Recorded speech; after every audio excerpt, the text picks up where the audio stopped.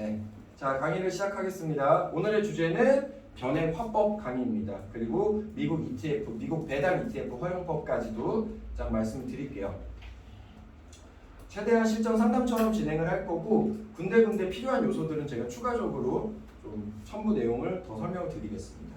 먼저 제목이 시크릿 부자가 되는 지름길 2021년 부자가 되는 지름길. 제가 만드는 모든 자료는 여러분들이 연도, 사진, 이름만 바꾸면 바로 다 사용할 수 있게 만들어놨어요.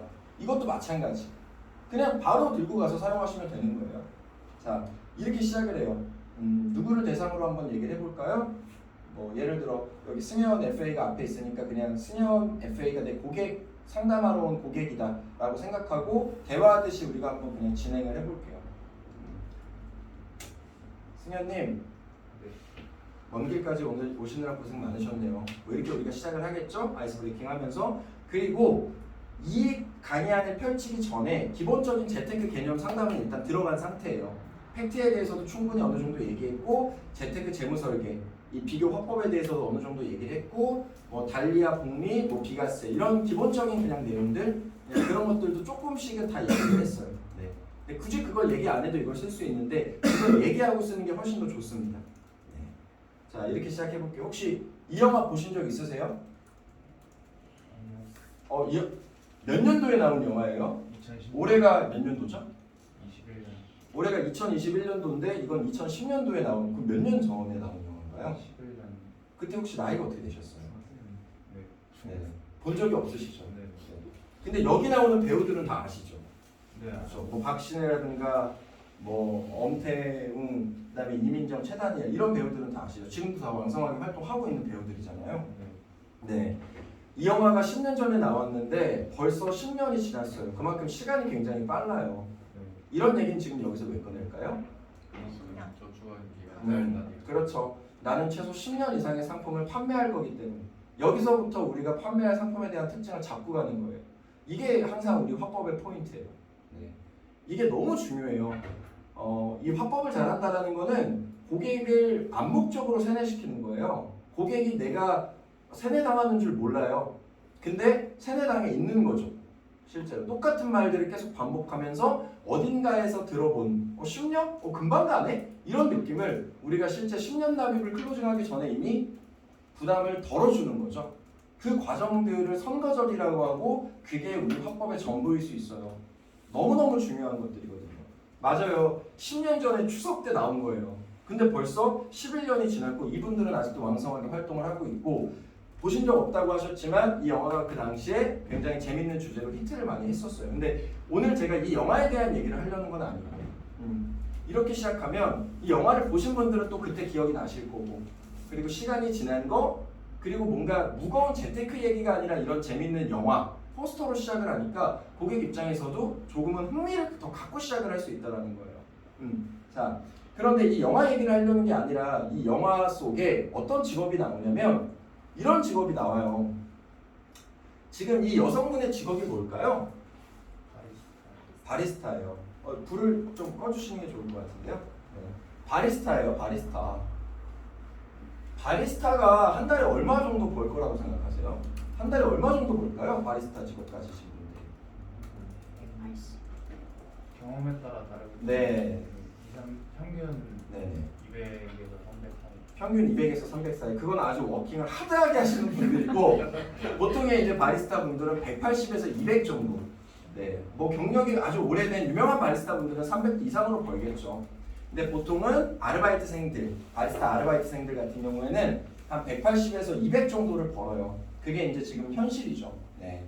자, 그런데 이 바리스타가 일하는 스타벅스 매장을 가지고 있는 주인은 한 달에 얼마를 벌까요?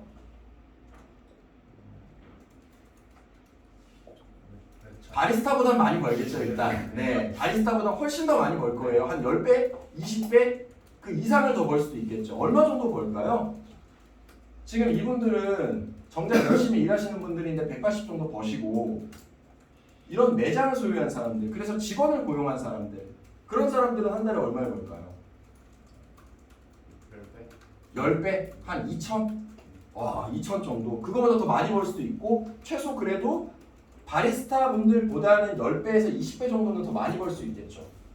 아니 근데 재밌는 게 이 정작 일하는 사람들은 이런 사람들인데 왜 돈은 이런 사람들이 10배, 20배 더 많이 벌까요? 돈만. 노동력을 소유한 사람들 그리고 플랫폼을 소유했기 때문이잖아요. 돈을 계속해서 만들어내는 시스템 그리고 그 직원을 소유했기 때문에 실제로 일하는 노동을 하시는 분들보다 이런 건물을 갖고 있는 분들이 돈을 훨씬 더 많이 버는 거죠. 근데 현실적으로 대부분의 사람들이 이런 건물주가 다 되고 싶겠지만 이런 건물주가 다 될 수 있을까요? 그렇겠죠. 그래서 우리가 생각하는 자본주의에서 되게 중요한 건 뭐냐면 우리가 노동에서 버는 거 외에 내가 번 돈이 또 돈을 만들어내는 돈 팩토리, 머니 팩토리. 돈 공장을 여러 개 소유한 사람들이 자본주의에서 부자가 될 가능성이 훨씬 더 높고 또 하나는 쉽게 내가 조금 더 남들보다 효율적으로 여러 가지의 소득을 창출할 수가 있어요. 그럼 우리 오늘 오신 승현님은 전자의 삶을 꿈꾸세요? 아니면 후자의 삶을 꿈꾸세요? 돈 공장이 많으면 많을수록 좋겠어요? 아니면 조금밖에 없었으면 좋겠어요? 많았으면 그럼 지금 우리 승현님이 생각하시기에 내가 그냥 지금 우리가 일하고 있는 거 아니잖아요. 그리고 뭐 여행을 가시거나 아니면은 친구랑 뭐 삼겹살에 소주를 한잔 하시거나 뭐 집에서 잠을 자고 있거나 내가 좋아하는 영화를 보거나 뭐 그런 어떤 돈과 관련된 내가 노동이라고 생각하지 않는 다른 모션들을 취했을 때 다른 어떤 취미생활이라든가 이런 것들을 했을 때도 내가 벌어놓은 돈이 계속해서 돈을 찍어내는 돈 공장을 몇 개나 가지고 있으세요? 그런 게 많았으면 좋겠다면서요? 없어요? 왜 없죠? 대학교를 어디 이상 나와야 뭐 박사학위를 따야 소득이 일정 구간 이상이어야 그런 돈 공장을 만들 수 있는 게 아니에요. 자본주의는 모두가 다 공평해요. 복리라는 시스템으로 변액이라는 시스템으로 펀드라는 시스템으로 미국 배당 ETF라는 시스템으로 비과세라는 시스템으로 그런 다양한 시스템 지금 갖추고 있지 않은데 매우 중요한 그런 재테크의 요소 그런 것들로 지금부터 돈 공장을 만들 수 있는데 돈 공장을 만들지 못한 이유가 뭘까요? 자 여기서 또 중요한 포인트 제가 아까 나열하는 것들 다 뭐죠? 내가 오늘 팔 상품들이에요. 네. 그냥 여기서 대놓고 오늘의 종신 뭐 이렇게 얘기를 하셔도 상관이 없어요. 네. 고객한테 한 번 정도 더 듣게끔 얘기를 해주는 거죠. 그런 다양한 돈을 찍어낼 수 있는 플랫폼이 있는데 내가 지금 일해서 200만 원이든 300만 원이든 수입만 있으면 얼마든지 그런 돈 공장을 마음껏 찍어낼 수 있는 게 지금 대한민국의 자본주의 시스템이고 그걸 이용하시는 분들이 많은데 왜 우리 승현님은 그렇지 못할까요? 저를 못 만났기 때문이죠. 근데 오늘 저를 만났으니까 앞으로 우리 승현님이 찍어낼 수 있는 돈 공장을 제가 4개를 만들어 드릴 거예요. 내가 아까 제가 뭐라고 말씀드렸죠? 잠을 자고 있거나 친구랑 삼겹살에 소주 한잔 하고 있거나 치킨 먹고 있거나 내가 좋아하는 영화관 뭐 여자친구랑 데이트 가서 영화 재밌는 거 보고 있어도 계속해서 분기별로 월별로 년별로 10년 지나면 나중에 연금 형태로 내가 일을 하지 않고 있어도 나한테 계속해서 월급을 주는 돈 공장 나 대신 일을 하는 노동에 대한 돈 공장을 제가 최소 4개를 오늘 만들어 드릴 거예요. 그런 돈 공장이 4개 정도 있으면 지금보다 삶이 훨씬 더 나아지지 않을까요? 그렇죠. 그게 궁금해서 오늘 사실 오신 거잖아요. 네. 어느 정도 여기서 내가 뭘 해줄 거다. 그리고 내가 너한테 이런 것들 해줄 거다. 이거를 보험 얘기가 아니라 돈 공장이라는 그냥 재밌는. 근데 사실 이런 화법들은 그때그때 고객에 따라서 전 다 달라져요. 그러니까 오늘은 그냥 제 삘 꽂히는 대로 말씀을 드리는 거예요. 이걸 제가 다르게 표현할 때도 많아요. 뭐 돈 만드는 플랫폼이라고 표현할 때도 있고 뭐 등등 자본주의의 뭐 산물, 혜택 뭐 다양한 그냥 표현을 써요. 그 사람의 팩트를 좀 파악해서 이 사람의 취미랑도 연결시키고 네. 근데 오늘은 그냥 돈 공장으로 제가 통일을 해서 말씀을 드린 거예요. 맞아요. 오늘 제가 이제 그런 것들 해드릴 거고 재밌는 거 제가 20대 중반에 처음 일하던 논현동에 있는 호림 아트센터라는 건물이에요. 여기 가보신 적 있으세요? 여기 아시는 분 아마 여기 많으실 거예요. 우리 AIA 출신들은 여기 다 아시잖아요. 네. 자, 호림 아트센터라는 건물인데 이 건물이 12층짜리 건물이에요. 근데 한 층당 월세가 2억이에요. 그래서 이 12층짜리 건물을 가지고 있는 소유주는 여행 갔다 오거나 뭐 골프를 치거나 본인이 좋아하는 취미생활을 한 달 내내 해도 한 달 내내 그냥 수면제 먹고 잠만 자도 한 달에 24억, 세금 4억 정도 되고 20억이 그냥 통장에 딱 꽂혀요. 누군가는 이걸 소유하고 있을 거 아니에요. 그렇죠? 근데 이 건물 안에서 일하는 사람들은요. 이 건물 안에서 커피를 만드는 사람들, 경비를 서시는 분들, 사무직, 영업직, 뭐 펀드 매니저, 기타 등등등 이 건물 안에서 일하는 수백 수천 명의 사람들은 왜 이 건물주가 가지고 있는 소득의 반도 못 벌까요?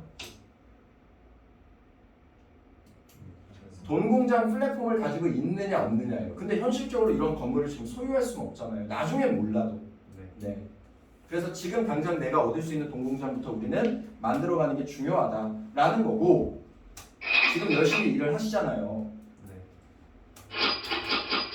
자, 재밌는 제가 지표를 보여드릴게요. 25살 정도의 젊은이 100명이 40년간 열심히 일을 하고 65세 때 그들의 경제적 상태를 보니 이게 지금 평균이라는 거죠. 제가 삼성동에서 오래 살았어요. 삼성동. 거기 뭐가 있는 줄 아세요? 코엑스 혹시 가보셨어요?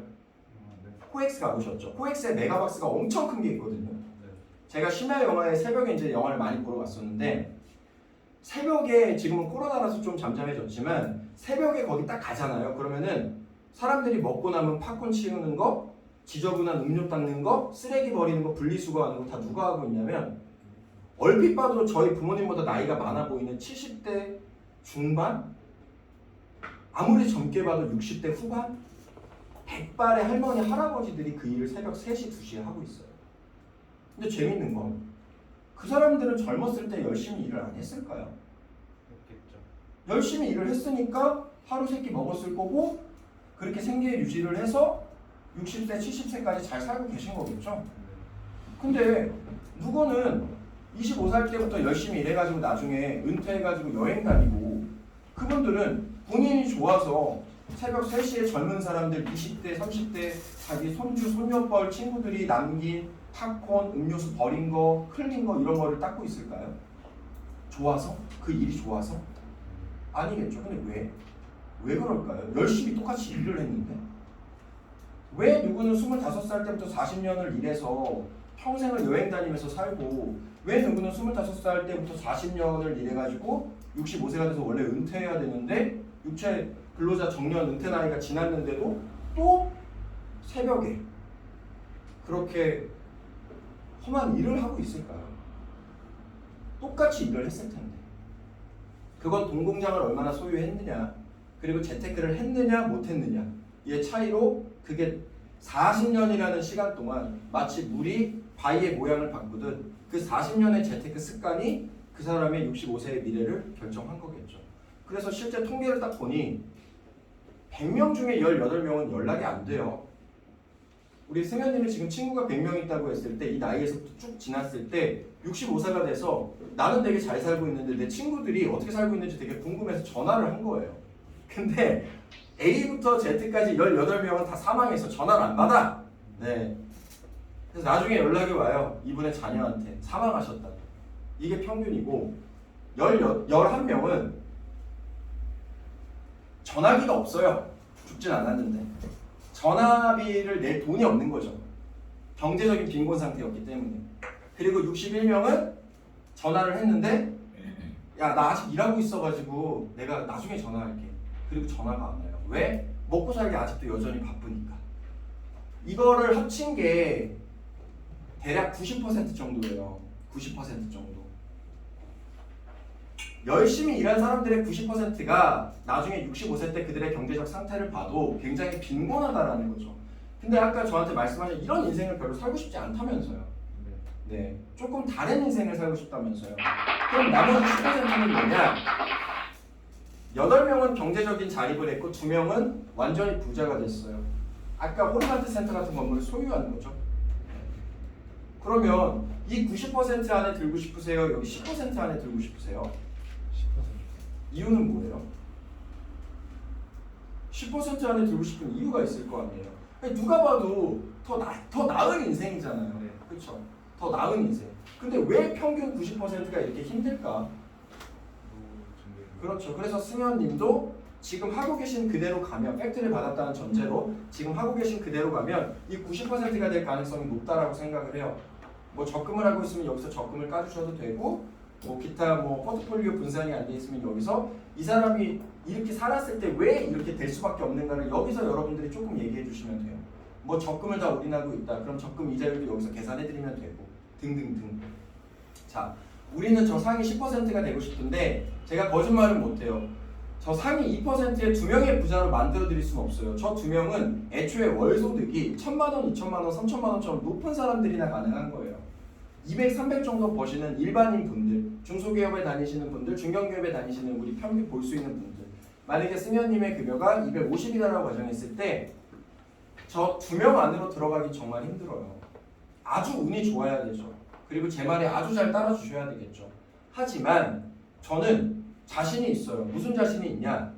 200 정도 버시는 분들도 본인 소득의 50%를 제가 제안해 드릴 수 있는 포트폴리오로 따라만 하셨을 때 향후 시간이 지나서 저 상위 10% 안으로, 저 8명 안으로 들어가게끔 만들 수 있어요. 저 8명은 경제적인 자립을 한 건데 동공장이 많은 사람들이에요. 내가 평생 일하지 않고 내가 은퇴하고 싶을 때 딱 은퇴해서 파이어 잡이 되는 거죠. 내가 버는 소득만큼은 아니어도 내가 벌었던 소득의 70% 정도가 내가 일을 하지 않고 있어서 계속 들어오는 사람들. 지금 급여가 200 정도 되시잖아요. 그럼 내가 일을 하지 않고 10년 뒤, 20년 뒤부터 150만 원씩 그냥 내가 놀고만 있어도 들어온다라고 하면 얼마나 좋으시겠어요. 그리고 아직 그때는 은퇴 나이도 아니니까 내가 불로소득이 생기는 게 실제 내 연봉이 되는 거잖아요. 그럼 똑같은 나이에 똑같은 일을 해도 내 연봉 자체도 올라가는 거고, 그런 재테크의 특권을 승현님도 이제 가지셔야 된다는 거예요. 그래서 우리의 목표는 상위 10% 안으로 경제적 자립을 하는 거다라는 거예요. 그럼 이 경제적 자립을 하기 위해서는 나중에 얼마 정도의 생활비가 필요할까요? 몇십억 정도? 근데 몇십억을 어떻게 모아요? 지금 200 정도를 벌고 계시는데 200만 원씩 1년 모아도 2,400, 10년 모아도 2억 4천, 20년 모으면 4억 8천.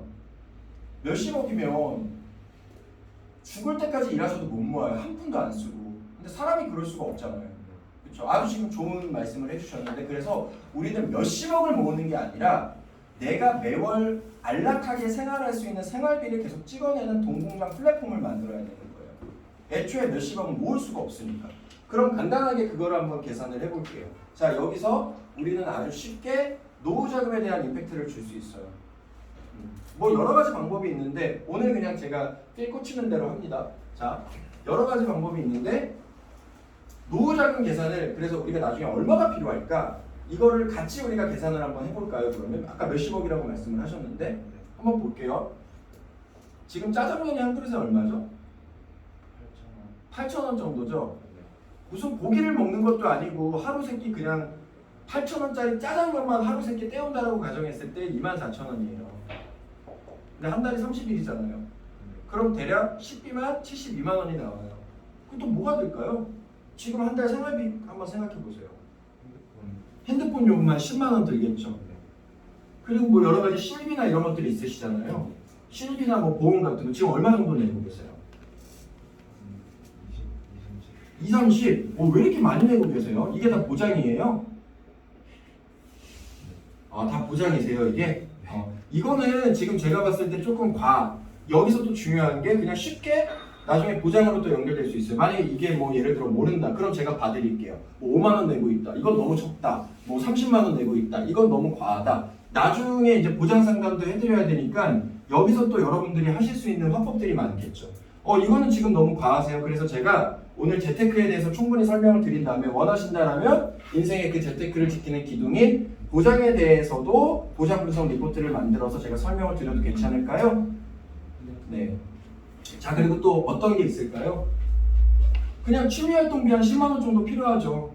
그리고 분기별로 옷 한 벌 정도는 사 입어야 되니까 뭐 의식주 같은 것도 10만 원. 그리고 집 공과금 뭐 10만 원. 나중에는 집은 있겠죠. 네. 그러면은 뭐 아파트면 공과금 한 20에서 30 정도 나올 거고 더 나올 수도 있고. 그리고 또 어떤 게 있을까요?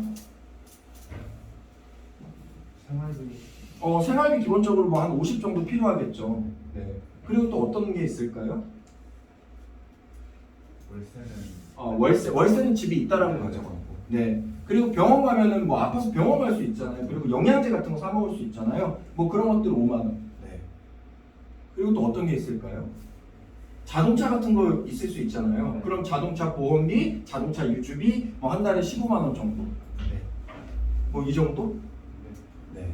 이거 외에도 너무 많겠죠. 뭐 여행도 여기 뺐고, 친구들이랑 어디 한번 놀러 가는 것도 뺐고, 내가 뭐 취미 활동 특별하게 가져가는 것도 없고 하니까.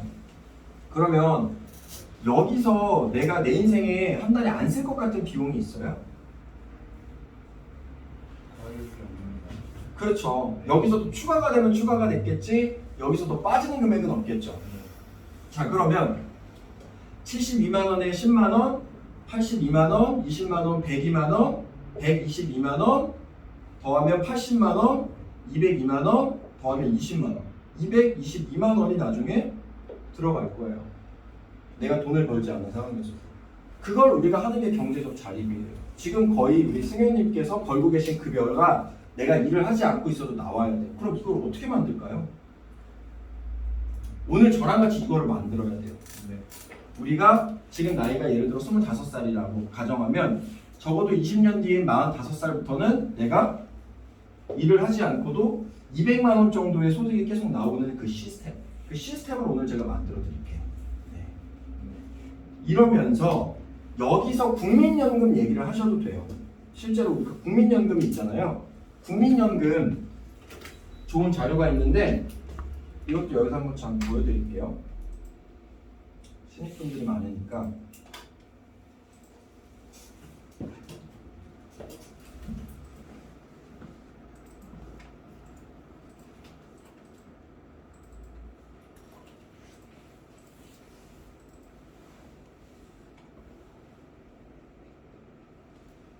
왜냐면 한 번의 미팅에서 우리는 끝장을 봐야 되기 때문에 내가 말할 수 있는 모든 걸 다 얘기해야 된단 말이에요. 근데 이 자료가 임팩트가 있는데 이것도 그냥 사실 말하는 게 아니에요. 이거 어떻게 이제 말하냐면 이거를 보여주지 않아요. 그리고 나서 어떻게 말하냐. 자, 그러면 뭐 대한민국에 국민연금 보험이 있으니까 뭐 이 정도는 충분히 우리가 커버할 수도 있는 거잖아요. 국가에서 보장을 해주니까. 근데 중요한 게 물가상승률 계산 안 하고 2019년도 1월 기준 국민연금으로 200만 원 이상 수령하고 계신 분들이 몇 명 정도 될까요? 일단 그 전에 국민연금을 대한민국에서 몇 명 정도 지금 수령하고 있을까요? 대부분 모르겠죠. 그냥 찍어보라 그래요. 네. 대답을 그냥 유추해내면 돼요. 몇 명 정도 있을까요? 1000명 정도? 네. 네. 대한민국에 387만 명이 있어요. 근데 그 중에서 2019년 통계청 기준 최소 노후생활자금이 180만 원이 나왔거든요. 국민연금 수령자 중에서 최소 노후생활자금이 180만 원보다 조금 더 많은 200만 원 정도를 수령하는 분들이 총 몇 분 정도 계시는 줄 아세요? 387만 명 중에 0.00058%, 22명밖에 없어요. 그래서 국민연금만 믿고 계시면 안 되는 거예요. 그럼 다시 말해서 만약에 우리 승현님이 저랑 상담을 통해서 나중에 20년 뒤에 월 200만 원 정도의 돈 공장을 찍어내는 걸 만들 수 있다라면 대한민국 상위 몇 퍼센트 안으로 들어가는 거예요? 0.00058%. 지금 국민연금 수령자 387만 명 중에 단 22명밖에 받지 못하는 혜택을 받는 사람으로 들어가는 거예요. 그래서 이게 중요한 거예요. 그럼 이 정도 우리가 받을 수 있으면 나중에 해피할까요? 안 할까요? 해피하겠죠. 자, 그래서 우리의 목표는 내가 일을 하지 않아도 내 돈 공장이 일을 해서 상위 10% 안으로 들어가는 시스템을 만드는 거다. 그게 오늘 저를 만난 이유다. 라고 말씀을 드릴게요.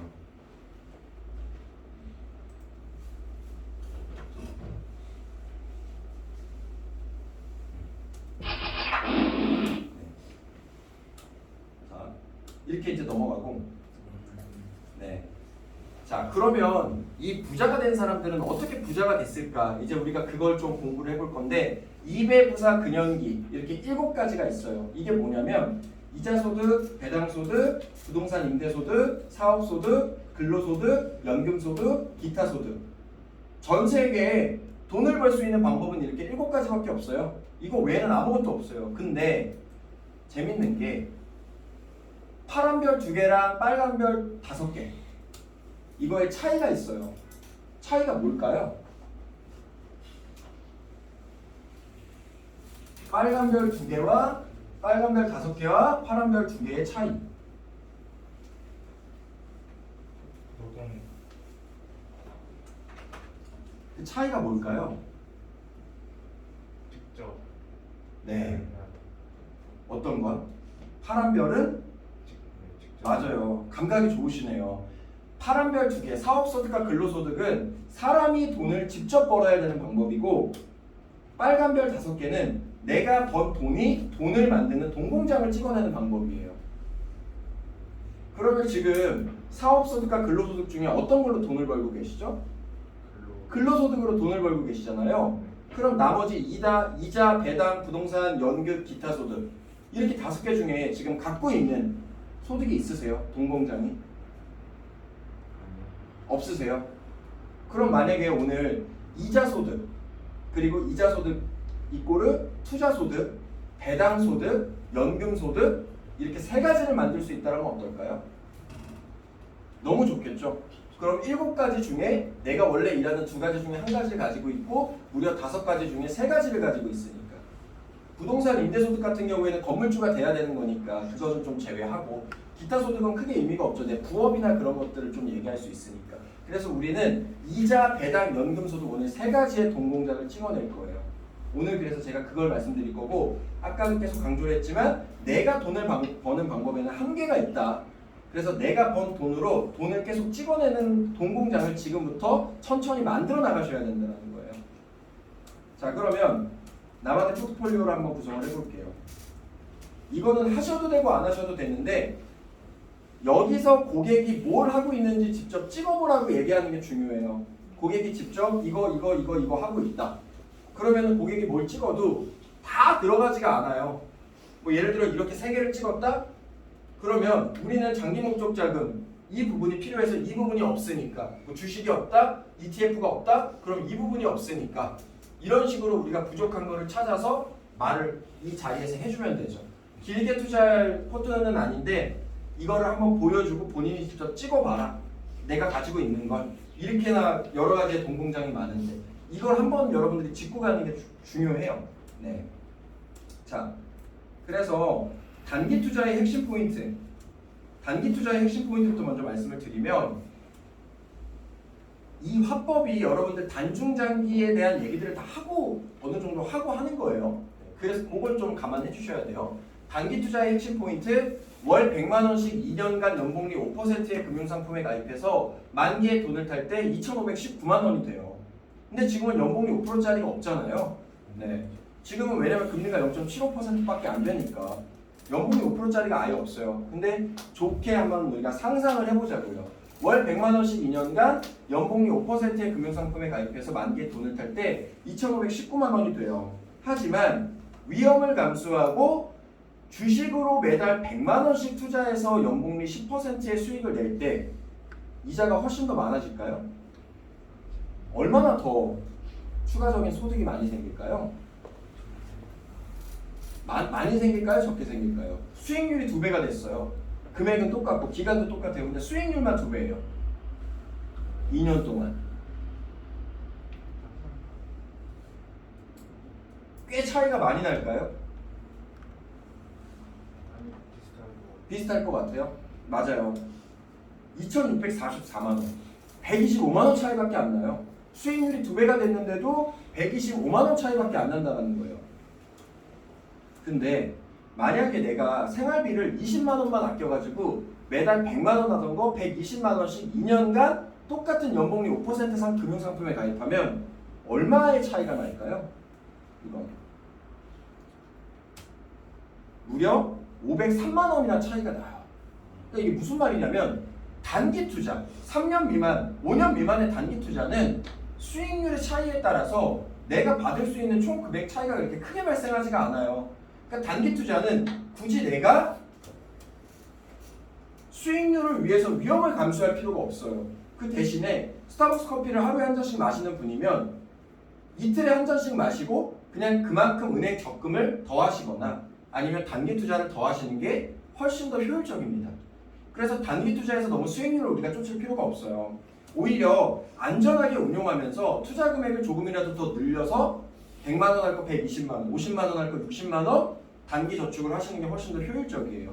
그래서 우리가 5년 미만의 투자, 3년 미만의 투자에서는 너무 수익률을 쫓기보다는 내가 저축할 수 있는 계파를 늘리는 게 더 중요하다라는 걸 여기서 알 수 있고, 그러면 중기 투자, 10년 이상을 중기 투자라고 하는데 중기 투자의 핵심 포인트는 뭐냐? 월 100만 원씩 15년간 연봉비 5%의 금융상품에 가입해서 만기에 돈을 탈 때 2억 6,729만 원이 돼요. 어마어마하죠? 하지만 위험을 감수하고 월 100만 원씩 15년간 주식으로 5%를 10%로 수익 낼 경우, 이거는 어느 정도의 차이가 날까요? 15년이면. 아까는 125만 원 차이밖에 안 났어요. 2년. 네. 근데 이거는 얼마나 차이가 많이 날까요? 차이가 몇 천만 원 정도 나겠죠. 최소 4억 1,447만 원을 타게 돼요. 1억 4,718만 원 차이라는 거죠. 이게 무슨 말을 의미하는 거냐면 장기 투자는 수익률의 차이가 엄청난 결과를 가져온다는 거예요. 그래서 우리가 10년 이상 투자하는 것들은 금리형의 형태로 투자할 게 아니라 수익률은 높으나 덜 안전한 투자 수단이야 하더라도 장기임으로 회복할 기회가 많기 때문에 우리가 조금 더 적극적인 포트폴리오를 짤 필요가 있다라는 거죠. 그래서 우리는 단기 투자와 10년 이상의 중기 투자의 방향성을, 단기 투자는 금액을 더 늘리는 방법으로 가셔야 되고 중기 투자는 금액을 어느 정도로 픽스하고 나서 뭐 예를 들어 30이라든가 40, 50 정도로 내가 충분히 감당할 수 있을 금액만큼 200 정도 버시니까 200 정도 버시는 거에 15에서 20% 정도, 내 총 월소득의 15에서 20% 정도는 내 인생의 미래를 위해서 중기 투자를 할 수 있는 거잖아요. 이 정도의 수익률의 차이가 큰 이자 차이를 발생시킨다면, 예를 들어 승현님 같은 경우에는 200을 버시니까 15%면 한 30만 원 정도? 30만 원 정도는 10년 이상의 장기 투자로 수익률을 바라보며 내가 투자할 수 있는 거겠죠. 여기서 금액을 픽스해요. 네. 여기서 그냥 금액을 픽스해버려요. 200 정도 버시니까 15% 정도, 이런 식으로 30만 원짜리 종신을 받는 거죠. 이런 식으로 쉽게 뭐 10%, 15%, 20%. 이 사람이 부담을 안 느낄 범위, 근데 큰 계약이잖아요. 그게. 이런 식으로 이제 픽스를 해버려요. 여기서 픽스를 해도 되고 뒤에 또 나오고. 자, 그래서 단기 투자는 금액을 오히려 늘리시는 게 낫고 안전하게 가시면서 중기 투자, 장기 투자는 금액을 소득의 15% 정도로 픽스하되 수익률을 쫓을 수 있는 변액이나 펀드, 그리고 투자 쪽으로 가시는 게 맞다. 이렇게 제가 말씀을 드립니다. 자, 그래서 5년 미만 투자와 10년 이상 투자를 비교해 보니 수익성, 중기 투자는 높고 단기 투자는 낮아요. 안정성 둘 다 높아요. 유동성 둘 다 높아요. 그러면 단기 투자 왜 하냐? 단기적으로 쓸 목돈이 있기 때문에 단기 투자도 하셔야 되는 거예요. 근데 중요한 건 적금이 나쁘다, 단기 투자 무조건 안 좋다라는 게 아니라 단기 투자만 하면 안 된다라는 걸 말씀드리는 거예요. 그래서 우리는 포트를 분산해야 된다라는 겁니다. 이거에 대한 근거는 재테크 재무설계 화법을 설명할 때 다 나오죠. 자, 이거는 적금의 허가실. 이거는 다 아시죠? 이 내용을. 그러면서 대부분 우리가 적금을 많이 하고 있으니까 적금에 대해서 이제 단기 투자에 대해서 쭉쭉 단기 투자만 하면 안 된다는 논지를 깔아주는 거예요. 적금 이자 계산법도 각자의 방식대로 계산을 해드리고 여기서 달리복리 얘기를 한 번 더 꺼내셔도 되고. 이거는 이제 시간이 좀 많이 투자가 되니까 넘어갈게요. 그리고 나서 전 세계적으로 마이너스 금리가 가고 있다라는 거. 그러면 이런 얘기들 할 때 이런 거절 처리 당할 수 있어요. 잠깐 불 좀 켜주세요. 오케이, 지금 금리가 낮은 건 알겠는데 앞으로 금리가 오를 가능성은 없습니까? 만약에 이런 거절 처리를 당하면 여러분들 어떻게 대답할까요? 어떻게 대답하시겠어요? 그런 거절 처리를 할 수가 있어요. 그리고 내가 먼저 오히려 얘기를 꺼내야겠죠. 그러면 여기서 나와야 되는 게 이제 금융의 역사가 나와야 돼요. 우리나라 금융의 역사를 좀 브리핑을 해주는데 그거를 좀 말씀을 드리면 이런 식으로 가는 거예요. 자, 대한민국 금융의 역사는 1970년도부터 시작해서 지금은 2021년이죠. 그리고 이 변곡점이 1998년도입니다. 지금 우리는 여기 살고 있나요? 여기 살고 있나요? 여기를 살고 있죠. 그럼 여기를 살았던 사람들은 누구예요? 우리의 부모님 세대죠. 근데 아예 시대가 다르기 때문에 우리는 부모님한테 재테크나 재무설계를 배울 수가 없는 거예요. 아예 그냥 사는 시대가 달라요. 삐삐 세대와 핸드폰 세대. 우리가 삐삐 세대로 돌아가서 삐삐를 이용하라 그러면 이게 지금 우리 현실에 맞겠어요? 아무도 그걸 이용하지 않는데. 돈은 플랫폼인데. 자, 그러면 이 과정을 제가 설명해 드리면 앞으로 금리가 오를 수 없다라는 걸 알게 돼요. 그리고 이거 외에도 우리가 앞으로의 어떤 재테크를 가져야 되는지를 쉽게 알 수 있어요. 재테크를 잘한다는 거는 그냥 미래를 잘 본다는 거예요. 예를 들어 이런 거죠. 우리가 30년 전에 이 핸드폰을 만드는 기업에 투자를 할까 말까 고민하고 있어요. 근데 타임머신을 타고 30년 뒤로 갔는데 온 지구 사람들이 전부 다 수억 명, 수십억 명이 전부 다 핸드폰을 쓰고 있어요. 그럼 거기에 투자를 해야 될까요? 말아야 될까요? 해야 되겠죠. 근데 그걸 다 알면 모두가 부자가 됐을 건데 왜 그걸 다 투자하지 못했을까요? 미래를 예상하지 못했겠죠. 그럼 우리가 만약에 미래를 예상해 봤는데 금리는 계속 떨어져요. 물가 상승률은 계속 오른대. 그러면 물가 상승률도 따라가지 못하는 금리를 우리는 계속 하고 있을까요? 안 하고 있겠죠. 그럼 방법은 물가 상승률을 상쇄할 수 있는 뭔가를 찾아 나가겠죠, 우리가. 그게 투자든 부동산이든 다양한 방식, 방법으로. 그래서 우리는 미래를 예측하는 게 중요해요. 1970년대에 이때 대통령이 누구였죠? 박정희 대통령이었죠. 뭐 이거는 정치에 대한 얘기를 아니고 그냥 순수 우리나라의 성장 그 배경에 대한 얘기를 말씀드리는 거예요. 자, 박정희 대통령이었고 이때 했던 운동이 뭐죠? 이름이? 새마을 운동이에요. 새마을 운동. 이 새마을 운동의 구호가 잘 살아보세, 잘 살아보세. 왜 잘 살아보세일까요? 못 사니까 지금. 더럽게 못 사니까. 혹시 필리핀 가보셨어요? 필리핀 지금 잘 사는 것 같이 보이세요? 지금도 못 살죠. 근데 당시에 박정희 대통령이 필리핀에 가서 돈을 빌려와요. 지금도 못 사는 필리핀에 가서. 그럼 우리나라는 아예 아무것도 없던 시대예요. 완전히 혼토지. 전쟁 이후에 아무것도 없던 시대. 산업의 자본이 아무것도 없고 간접 자본이나 이런 것들도 그냥 하나도 없어요. 완전히 그런 시대였어요. 1970년대 이때. 그리고 영화 국제시장 보셨죠? 국제시장 보면 우리 아버님 어머님들이 어디 가서 독일에 가서 간호사 그리고 광부로 일하면서 많은 달러를 받아오잖아요. 달러를 벌어오시잖아요. 너무 감사한 거죠. 너무 감사한 건데 아무것도 없던 대한민국에 갑자기 엄청난 자본이 유입된 게 바로 1970년대란 말이에요.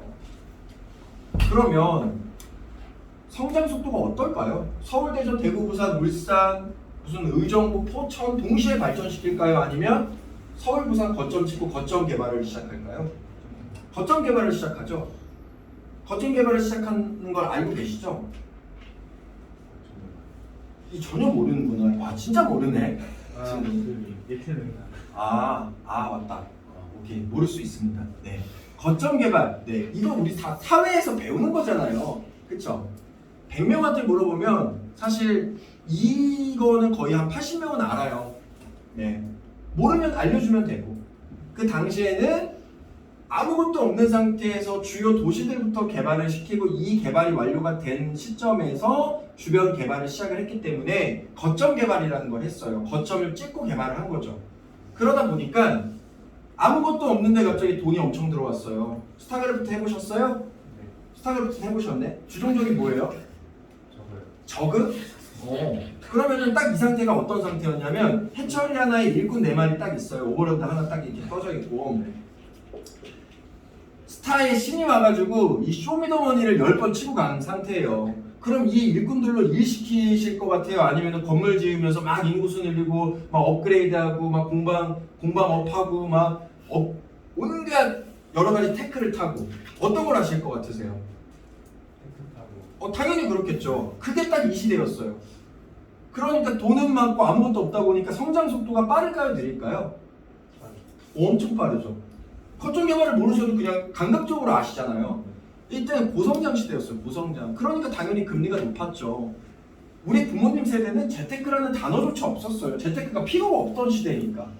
재테크가 왜 필요가 없나요? 그냥 새마을금고 같은 데 가가지고 은행 적금 하나 들어버리면 1년 뒤에 이자 20%를 주니까 워렌 버핏도 7%밖에 수익을 못 내는데 1년에 그러니까 재테크를 할 필요가 있나요? 또 하나는 이건 진짜 무서운 얘기인데 우리 부모님 세대는 20대부터 일을 시작해서 60세까지 일하고 7, 80세에 사망을 했어요. 그러면 40년 일하고 이 일하는 걸로 당연히 10년, 20년 당연히 버틸 수 있죠. 자녀들한테도 올인할 수 있죠. 근데 우리는 어때요? 남성의 경우에는 28살 때부터 보통 일을 해서 64세까지 일하고 100살까지 살잖아요. 그러면 우리는 30년 일한 걸로 40년을 먹고 살아야 돼요. 진짜 무서운 게 내가 월급은 360번 받는데 월급을 받지 않고 소비하는 거는 480번을 해야 된다고요. 그러니까 재테크라는 게 용어가 당연히 생겨날 수밖에 없죠. 이때 돈을 모아두지 못하면 이때를 살 수가 없는 시대에 맞닥뜨렸으니까. 우리 부모님 세대는 그런 고민을 아예 안 했어요. 그래서 금융회사도 없었고 저처럼 금융 전문가도 없었고 금융 상품도 없었죠. 근데 우리는 달라졌어요. 우리는 새로운 시대를 살고 있단 말이에요. 아까 우리가 여기 살고 있다면서요. 그렇죠? 그래서 이 당시에는 고성장 고금리 시대였고 세금을 많이 뗐을까요? 조금 뗐을까요? 당연히 적게 뗐겠죠. 왜냐하면 아직 복지국가가 아니잖아요. 아직 성장을 하고 있는 국가고 복지국가가 아니에요. 또 하나는 이게 중요한데 인구구조 때문에 그래요. 인구구조가 지금 동남아 국가들 보면 돼요. 피라미드형이었을까요? 옆피라미드형이었을까요? 피라미드형이었어요. 출산율이 굉장히 높았고 의료기술이라든가 사람의 수명이 그렇게 길지 않았기 때문에 이 많은 사람들이 세금을 내고 이 사람들을 먹여 살릴 수 있었어요. 근데 지금은 어때요? OECD 국가 꼴찌. 노년 인구는 일본보다 빨라지고 있죠. 기하급수적으로 늘어나고 있죠. 근데 65세 이상 인구들이 진짜 생계가 힘든 분들은 일을 하지만 대부분은 은퇴를 했단 말이에요. 그럼 세금을 안 내겠죠. 세금은 내지 않고 세금에 대한 혜택을 받는 인구는 점점 많아지고 있어요. 근데 이 세금을 충당해야 되는 우리 젊은 인구는 점점 줄어들고 있죠. 그럼 한 사람당 부담해야 되는 세금액이 많아질까요? 적어질까요? 그러니까 국가에서 점점 세금을 많이 떼겠죠. 그러니까 지금 재테크 중에 가장 급하고 빨리 해야 되는 게 비과세인 거예요. 언제 없어도 이상하지가 않죠. 이렇게 비과세에 대해서도 한 번 더 또 설명을 하고. 자, 이런 구조기 때문에 이 당시에는 세금을 많이 떼지 않았어요. 저세금 시대였단 말이에요. 2고 1저 시대라고 해요. 2고 1저 시대. 이때는 돈을 불리는 재테크가 가능했어요. 근데 지금은 어떻죠? 지금 성장 속도가 빠른가요? 그리고 금리가 높아요? 그리고 세금 많이 떼잖아요. 왜냐면 인구 구조가 이렇게 됐으니까. 진짜 무서운 게 경제보다 인구 구조가 훨씬 더 무서운 거예요. 대한민국에 인구학 교수가 2명밖에 없어요. 둘 다 서울대 교수님인데 제가 서울대 학교에서 은퇴 설계 과정을 딱 배울 때 인구학이 얼마나 무섭냐고 느꼈냐면 경제는 다양한 요건에 따라서 변동될 수 있잖아요. 근데 인구는 안 변해요. 지금 10살이면 10년 뒤에 20살, 20살, 10년 뒤에 30살, 90살, 10년 뒤에 100살. 그냥 이게 정해져 있는 거잖아요. 그렇기 때문에 경제의 원칙에 어긋나지 않게끔 그냥 안 변하는 게 바로 인구학이거든요. 이 인구학에 따라서 국가의 성장 모델도 바뀌는 거고. 그럼 지금은 2고 1저 시대에서 어떤 시대가 됐죠? 2저 1고 시대가 된 거예요. 저성장, 저금리, 고세금 시대가 된 거죠. 그러면 앞으로 금리가 왜 안 오르지? 이게 이제 궁금해지잖아요. 저성장은 저고용인 거고 고용이 많이 안 된다는 저출산인 거고 이건 누구나 그냥 상식적으로 다 알고 있잖아요. 그러면 국가에서 봤을 때 이 저성장과 저고용, 저출산 이런 것들이 좋은 일일까요? 안 좋은 일이겠죠. 그럼 국가 입장에서는 해결을 해줘야 될 거 아니에요. 근데 이걸 어떻게 해결해 주죠? 공무원 많이 뽑는다고 이게 해결이 되나요? 돈을 막 퍼준다고 이게 해결이 되나요? 해결이 안 되잖아요. 결국 기업들이 나서서 투자를 해줘야겠죠. 근데 기업들은 어떻게 투자하냐면 본인 자본 50%와 국가 대출 50%로 R&D를 해서 투자를 많이 한단 말이에요. 근데 여기서 금리를 올려버리면 기업의 생존 이유가 기업의 경영 1원칙이 생존이고 그 이후에는 영업이익 창출인데 본인의 부담, 인풋이 더 많아지는 상황에서 이거를 할까요? 할 수가 없겠죠. 그럼 이 문제를 해결하려면 결국에 금리를 계속 낮출 수밖에 없는 거예요. 앞으로도. 왜? 이 문제가 쉽게 해결될 문제가 아니니까. 그러니까 우리나라보다 훨씬 선진국인 일본, 미국, 영국 전부 다 마이너스 금리인 거죠. 우리보다 훨씬 더 이걸 빨리 겪었으니까. 그럼 우리는 여기서 어떻게 이제 재테크를 해나가야 될까? 이전 일고 시대라는 거를 우리가 힘으로 변화시킬 수가 없잖아요. 그러니까 우리는 이제 과거에 풀리는 재테크에서 이제는 지키는 재테크를 해야 돼요.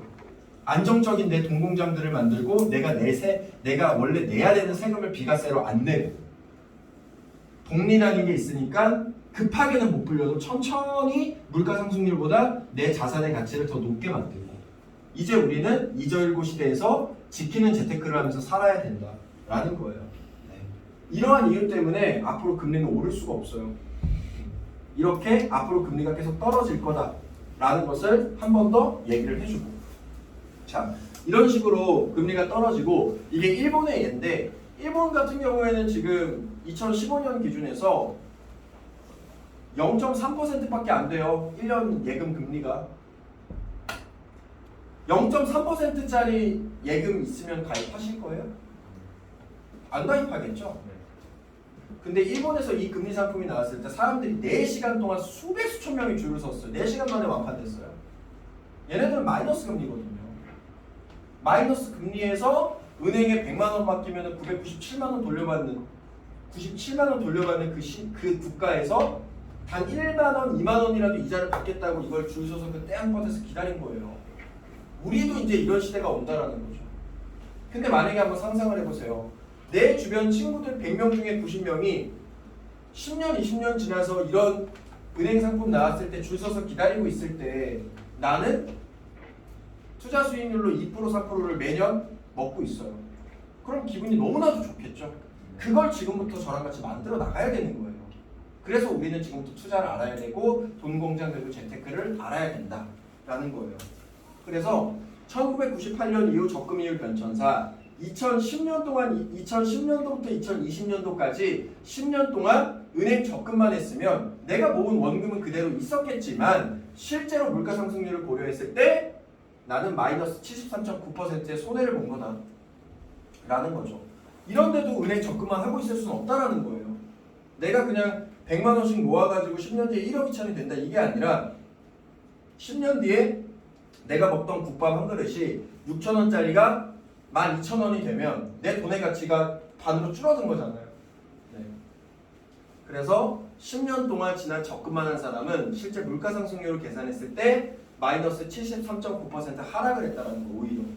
그래서 우리는 다양한 포트를 가져가야 되고 물가 상승률을 상쇄하고 그걸 이겨낼 수 있는 미래 재테크를 준비를 해야 된다라는 겁니다.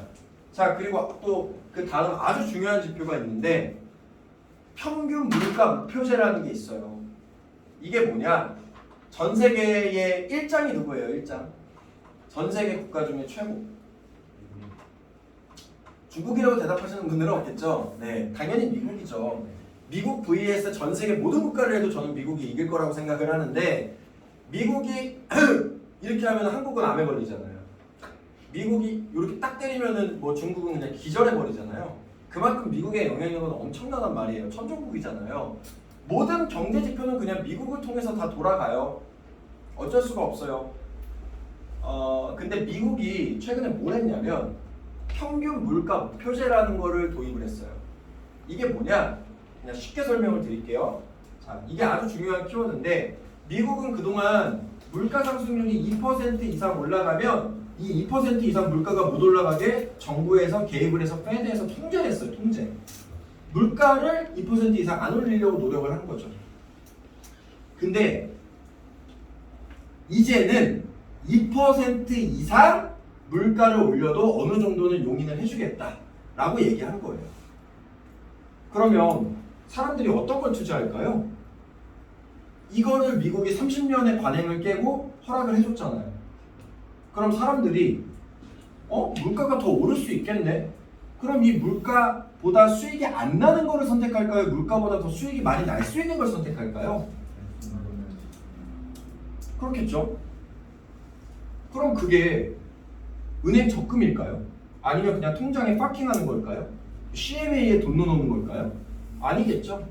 물가 상승률 이상으로 내가 이득을 볼 수 있는 뭔가를 하겠죠. 그럼 우리는 그게 뭘까를 찾아봐야겠죠. 그게 뭘까를 우리 찾아봐야 되고 그렇기 때문에 이런 30년의 관행을 깨고 앞으로 수십 년 동안 이어지는 이런 제도들이 변경됐을 때 우리가 알아야 되는 중장기 투자 최소한의 철칙은 물가 상승률보다는 수익률이 더 높아야 된다는 거예요. 물가 상승률보다는. 네. 그럼 그런 게 뭘까? 물가 상승률을 최소 따라잡으면서도 안정성이 뒷받침되는 투자 수단이 과연 무엇일까? 고민해 보자 이거죠. 은행일까요? 부동산일까요? 주식일까요?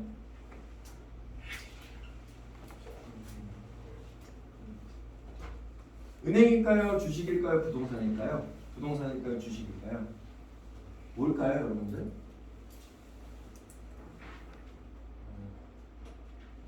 대답 좀 해보세요. 네. 대답을. 네. 부동산이라고 근데 얘기하시는 분들도 진짜 있더라고요. 네. 근데 정답은 주식이거든요. 왜 그런지를 제가 좀 설명을 드릴게요. 자, 부동산 될 수도 있죠. 한국은 부동산 부자들이 많아요. 그럼 기본적으로 여기서 부동산과 뭘 이해를 하고 가야 되죠? 부동산이 뭔지를 여기서 전 설명을 해줘요. 네. 자, 보세요. 자, 부동산일 수도 있어요. 그리고 주식일 수도 있어요. 근데 은행이 아니라는 건 아시겠죠? 네. 그러면 됐어요. 은행은 아니에요. 네.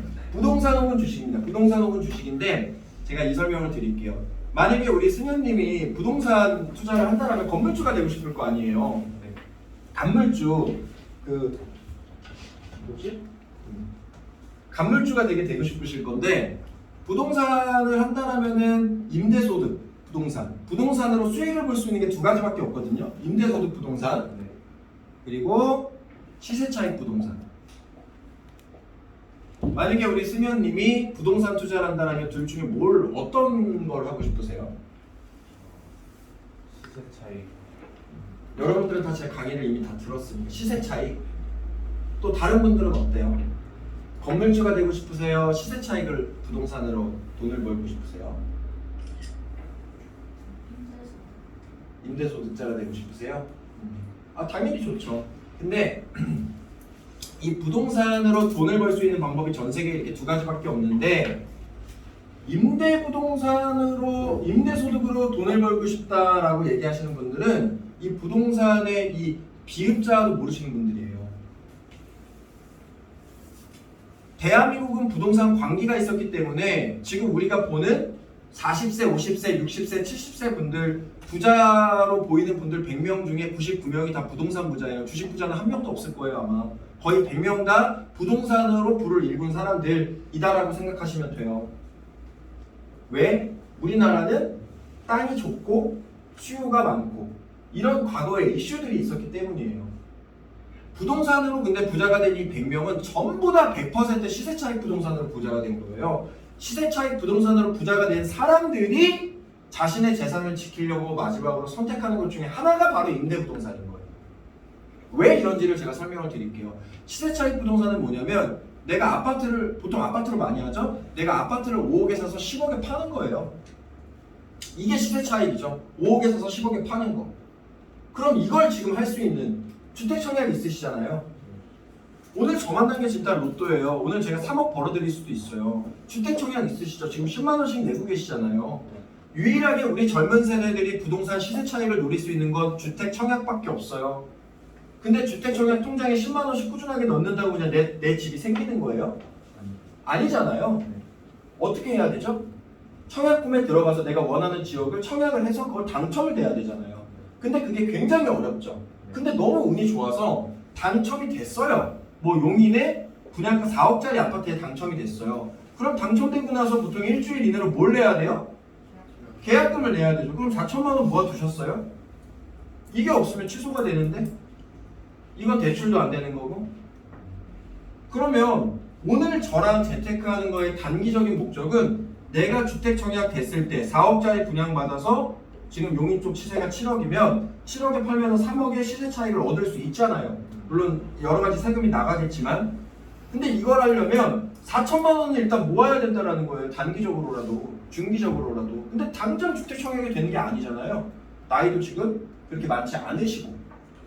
그러면 저랑 오늘 같이 갈 포트폴리오 중에 단 중기 포트폴리오는 이 4천만 원의 주택 청약 계약금을 모으는 걸로 목적을 하나 정해야 돼요. 그래야만 내가 운이 좋아서 청약이 돼도 당장에 계약금 넣고 나머지 것들은 대출 받잖아요. 우리가 대출 받아서 3억이라는 시세 차익을 얻을 수 있고, 이게 대한민국 청년들, 대한민국의 젊은 사람들이 부동산으로 유일하게 로또를 맞을 수 있는 딱 하나의 방법입니다. 그걸 위해서 우리는 시드를 모아야 되는 거죠. 그럼 만약에 이렇게 시드를 모은다라면 나한테 소중해요, 안 소중해요? 이게 없으면 되도 못 사잖아요. 너무 소중하겠죠. 그럼 내가 끝까지 유지하고 지켜나가야겠죠. 그게 그래서 이게 저랑 같이 하는 재테크의 단중기의 하나의 목적이 되는 겁니다. 그러고 나서 집 사요, 집. 예를 들어. 그러면은 나머지 내가 3억 6천만 원은 대출 받은 거잖아요.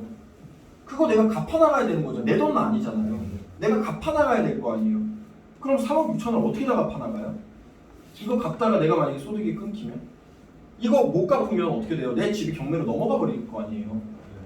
그럼 이거를 계속 갚아나갈 수 있는 시스템 만들어야겠죠.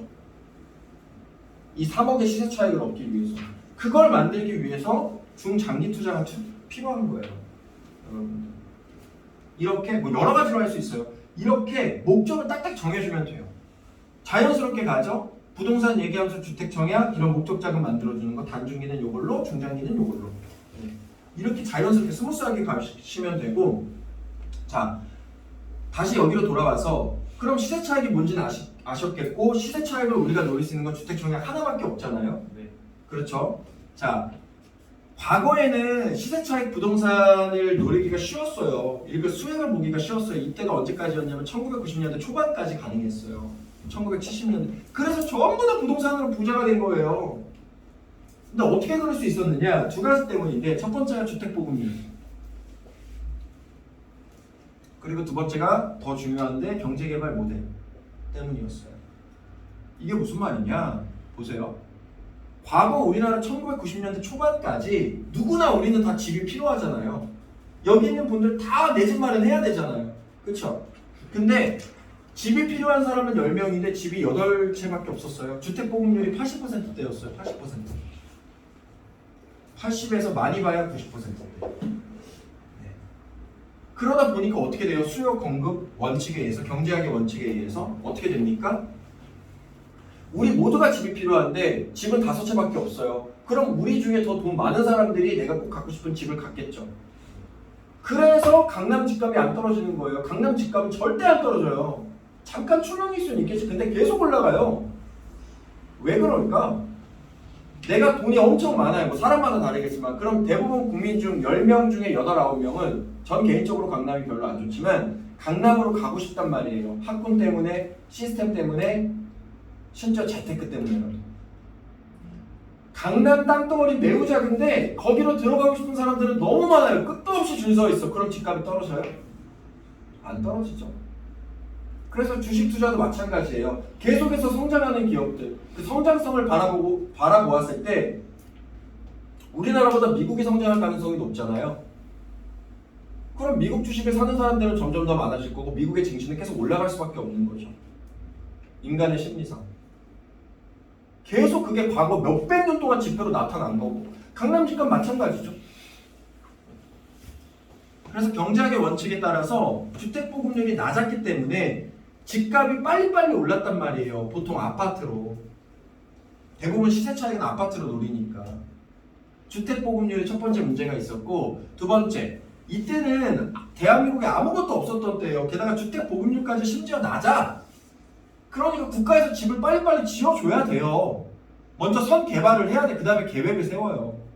근데 내가 마침 어떤 아파트를 급해서 샀는데 마침 여기로 도로가 뚫리고 항만이 뚫리고 비행기가 들어오고 지하철이 뚫리고 버스 정류장이 들어오는데 근처에 공원이 생긴대, 복지 시스템이 생긴대요. 그럼 집값이 올라요, 안 올라요? 무조건 오르잖아요. 아무것도 없는데 집만 덩그러니 있던 시대니까 아무데나 사도, 그러니까 우리 부모님 세대들은 자다 일어나면 집값 올라가 있고, 자다가 일어나면 또 집값이 올라가 있고, 그런 시대를 살아왔던 거죠. 부동산 광기의 시대를. 근데 지금은 어때요? 이미 우리나라 주택보급률은 103%가 넘었어요. 우리 다 집이 이제 있는 거예요. 그래서 신도시 가보세요. 아주 그냥 텅텅 빈 아파트들이 많아요. 제 고객분 중에 그 김홍렬 아저씨라고 있는데, 그분이 그 행색은 어떤 분이냐면 진짜 무슨 왜 저렇게 누추하게 입고 다니시지? 라는 생각이 들 정도의 분인데 왕십리 아파트가 6채가 있어요. 왕십리역 바로 앞에. 제가 그렇게 부동산 그때 사지만 했고 요즘엔 집값이 또 많이 올랐으니까 그때 또 떨어지는 시기였거든요. 근데 그분이 세금이랑 이것저것 해가지고 어쨌든 제 말을 안 들어가지고 한 3억인가 4억을 손해봤어요. 그래서 아파트 2개를 또 처분하시고. 네. 왜 그렇게 되냐면 이제는 주택이 너무너무 많아요. 신도시도 계속 생기고 있고 2기 신도시 다 채워지지도 않았는데 3기 신도시 만들어지고 3기 신도시 다 채워지지도 않았는데 4기 신도시 만들어지고 있고 지금 이런 시대예요. 근데 진짜 돈이 많아서 집을 살 수 있는 부자들이 신도시 생겼다고 해서 내가 원래 살던 고향집 버리고 여기로 가나요? 안 가요. 여기에 들어갈 수 있는 사람들은 굉장히 한정적이라는 거예요.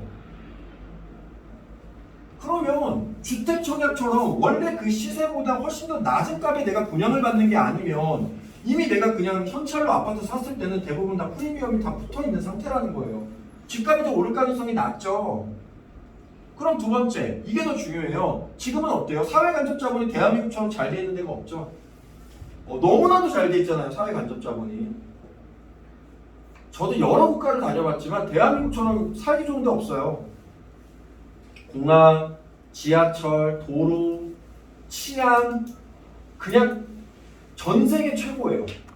네, 굳이 뭐 비교할 수 있는 국가 정도 따지면 일본 정도. 근데 일본도 대중교통은 되게 불편해요. 미국은 말할 것도 없고 유럽도 엉망이고 그렇게 사회간접자본이 너무나도 잘 돼 있어요. 너무나도. 근데 이렇게 잘 돼 있는데 아파트 사고 나서 여기다가 계획 세우나요? 아니죠. 이미 계획을 다 세워놓고 여기다가 아파트를 짓는단 말이에요. 중심으로. 그럼 내가 산 순간 이미 프리미엄이 끝나요. 더 이상 들어올 게 없잖아요. 더 이상 들어올 게 뭐가 있어요 여기. 뭐 가끔 GTX 정도 뚫리는 거? 이런 건 로또인 거고. 근데 운에 내 인생을 맡길 수는 없잖아요. 우리가 무슨 뭐 2번 사는 것도 아닌데. 과거에는 가능했죠. 주택보급률도 낮고 경제개발 계획도 만들어 놓고 나서 계획을 세우니까. 근데 지금은 어때요? 완전 달라졌죠. 주택보급률도 100%가 넘었고 경제개발도 계획부터 세우고 그 다음에 개발을 해요. 내가 사는 순간 프리미엄이에요. 그러니까 과거에 비해서 이 부동산으로 시세 차익을 노리기가 너무나도 어려워졌어요. 이 청약이 유일한 로또고. 그래서 우리는 이거에 또 집중을 해야 돼요. 그럼 이건 뭐냐? 이렇게 부자가 된 사람들이 자신의 재산을 지키기 위해서 하는 게 임대부동산인데 한번 생각을 해볼게요. 임대부동산은 그냥 제가 대놓고 말씀을 드릴게요. 지금 내 재산이 일단 기본적으로 100억 이상 있다. 그게 아니면 못해요 그냥. 나중에 내가 열심히 일해가지고 뭐 30억을 모아가지고 임대부동산을 해야지? 말도 안 되는 소리예요 그거는. 왜 그런지 제가 설명을 드릴게요. 자, 임대부동산 뭐냐? 고향이 어디예요? 세종시. 좋은 곳이네. 만약에 내가 세종시에 건물 산다 그러면 세종시에 요즘엔 논밭도 없겠지만 논밭 같은 데다가 건물을 사겠어요? 아니면 가장 세종시에 번화가에 사겠어요? 가장 번화가에 사겠죠? 왜? 임대부동산은 공실이 있으면 안 되니까. 계속해서 상가가 들어오고 사는 사람들이 들어와 줘야 되니까. 그걸로 내가 임대를 받아서 먹고 사는 게 임대부동산이니까. 그쵸? 그러면 이미 세종시에 가장 번화가에 있는 임대부동산은 가장 번화가에 이미 있잖아요. 이미 가격 프리미엄이 끝났지. 가장 내가 지역의 번화가니까. 더 이상 가격이 안 올라요. 근데 만약에 리스크, 첫 번째 상권이 바뀌면 어떻게 하시겠어요? 압구정 로데오가 망했다가 요즘에 다시 뜨는 것처럼, 이태원이 망한 것처럼, 가로수길이 지금 잠잠한 것처럼, 내가 큰맘 먹고 내가 30년, 40년 평생을 죽을 둥 말 둥 이래가지고 30억을 모아가지고 오케이 건물 샀어요. 근데 상권이 바뀌었네 내년에. 그럼 어떻게 하실래요? 그냥 망해버리는 건데. 건물의 가치도 하락하고 아무도 안 들어오고 나는 관리비만 내고 있고. 근데 그러다 불까지 났네. 화재까지 났어. 화재보험 가입도 안 했어 심지어. 어떻게 하시겠어요? 공실에 화재보험 가입 안 해서 불나고. 임대부동산을 아무나 할 수가 없는 거예요. 그리고 또 하나는 내가 평생 모은 30억인데 내가 부동산 전문가도 아니고 이런 리스크가 있는데 이 30억을 무슨 배짱으로 이런 리스크가 있는 상황에서 임대부동산을 사겠냐라는 거죠. 그러니까 애초에 일반인들은 건물을 살 수가 없어요. 건물주가 될 수가 없어. 일반인들은. 재산이 100억 이상 있는 사람들이 본인 재산의 30%로 포트를 나누는 게 원래 임대부동산이에요. 네. 여러분들이 우리가 돈 모아가지고 임대부동산을 사겠다 이런 거 솔직히 어렵다고요. 할 수도 있겠지만 그거보다 더 좋은 재테크도 많고 할 수도 있겠지만 이런 리스크가 있다는 걸 알면 굉장히 불안해요. 그래서 내 모든 재산을 올인할 수가 없어요. 이게 부동산이에요. 그럼 이 두 개 중에 어떤 걸 하시겠어요? 어떤 걸로 돈을 벌실 수가 있으시겠어요? 결국엔 이거밖에 없잖아요. 청약. 근데 계약금 4천만 원이 없으시고 내가 만약에 용인으로 들어간다고 해도 그럼 지금 단중 플랜으로 뭐부터 만들어야 돼요? 내가 동공장 찍어내려면 계약금부터 만드셔야 되고 그 이후에 대출금 갚는 플랜은 또 만들어야겠죠. 그러면서 내 생활 그럼 일단 기본적으로 나는 이걸 갚는 순간 이것만 준비되어 있으면 이걸로만 7억 그리고 나중에 내가 200만 원씩 나오는 시스템 만들면 여기서 더 이상 할 게 뭐가 있어요?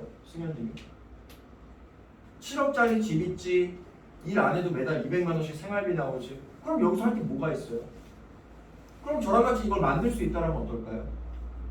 안 할 이유가 있나요? 무조건 해야겠죠. 인생이 바뀔 수도 있는 건데. 이런 식으로 이제 쉽게 가클로징하고 자 그래서 부동산이 아니다 라는 걸 말씀을 드리는 거예요. 그래서 부동산이 아니고 정답은 주식이에요. 그럼 주식이 왜 주식인지 그거를 좀 말씀을 드리겠습니다. 제가 몇 시부터 했죠? 10시부터 했어요. 10시? 네. 아유 큰일 났네. 오늘도 이거 몇 시간 4시간 하겠네. 자 여기까지 하고 좀 쉴게요. 이것 좀 지워주시고 자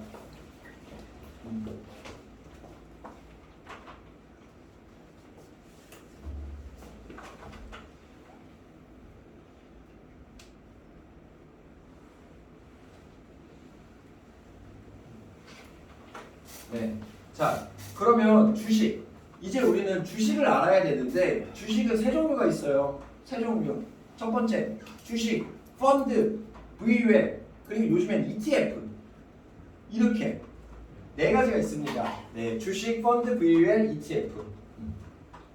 제가 그래서 이거를 1분 만에 아주 쉽게 설명해서 이해를 시켜드릴게요. 자, 먼저 주식이라는 게 있고요.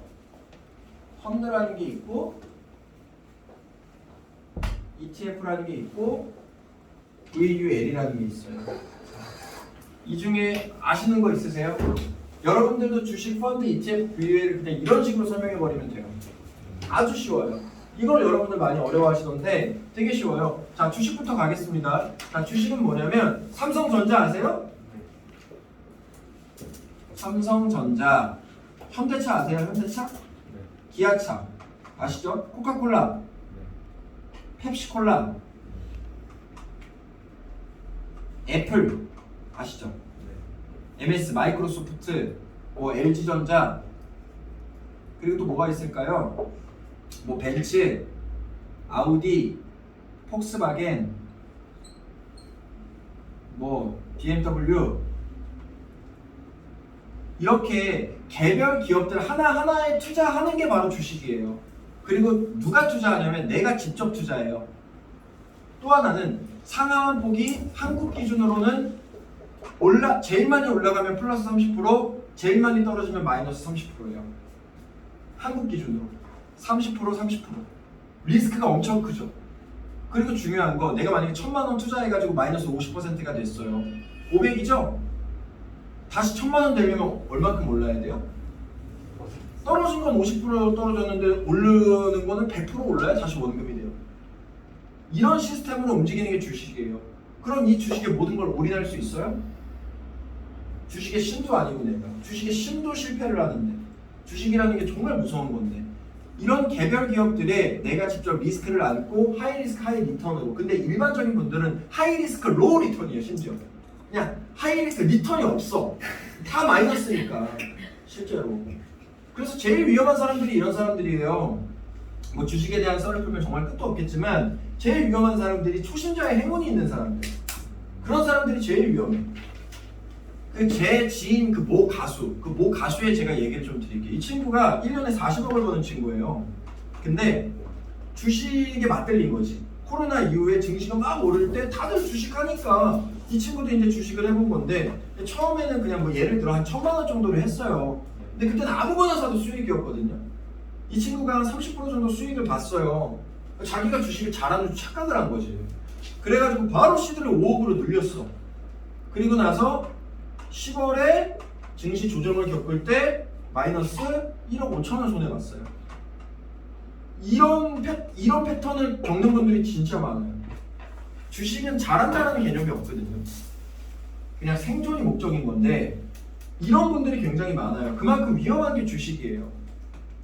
그래서 이 주식이라는 녀석은 개별 기업들에 이렇게 투자하는 거고 핸드폰으로 따지면 얘는 2G폰인 거고 얘는 3G폰, 얘는 4G폰, 얘는 5G예요. 5G. 이렇게 가면 갈수록 더 업그레이드 되는 투자를 하는 게 바로 주식, 펀드, ETF, VUL이다. 이렇게 생각하시면 돼요. 그럼 주식은 정리해보면 내가 직접 투자하는 거고 상한폭이 어떻게 된다? 위로 가면 30%, 마이너스 30%. 그럼 상한가에 사서 하한가 가면 어떻게 돼요? 제가 주식서를 앞으로 여러분들한테 풀어드릴 일들이 좀 많을 것 같은데 저는 진짜 제가 마이너스 1억을 하루에도 마이너스 1억 돼본 적이 있어요. 하루가 아니지 15분 만에 15분. 그리고 하루에 1억 넘게 벌어본 적도 당연히 있고. 제가 이 에피소드 그 친한 동생이랑 그 강남구청에 국리라는 짜장면집이 있거든요. 짜장면 한 그릇 먹고 왔는데 아직도 종목도 기억나. 팍스넷이었어. 팍스넷에 상한가에 이제 샀어요. 상가를 한 거지 쉽게 말해서. 근데 밥 먹고 오니까 마이너스 27%야. 하루에 1억 잃었어요. 진짜. 네. 그리고 하루에 1억 넘게 벌어본 적도 있어요. 그러니까, 이건 종목 같은데. 아니 그거는 네 미국 걸로. 네 미국 반도체 지수. 네 세배 추종. 네.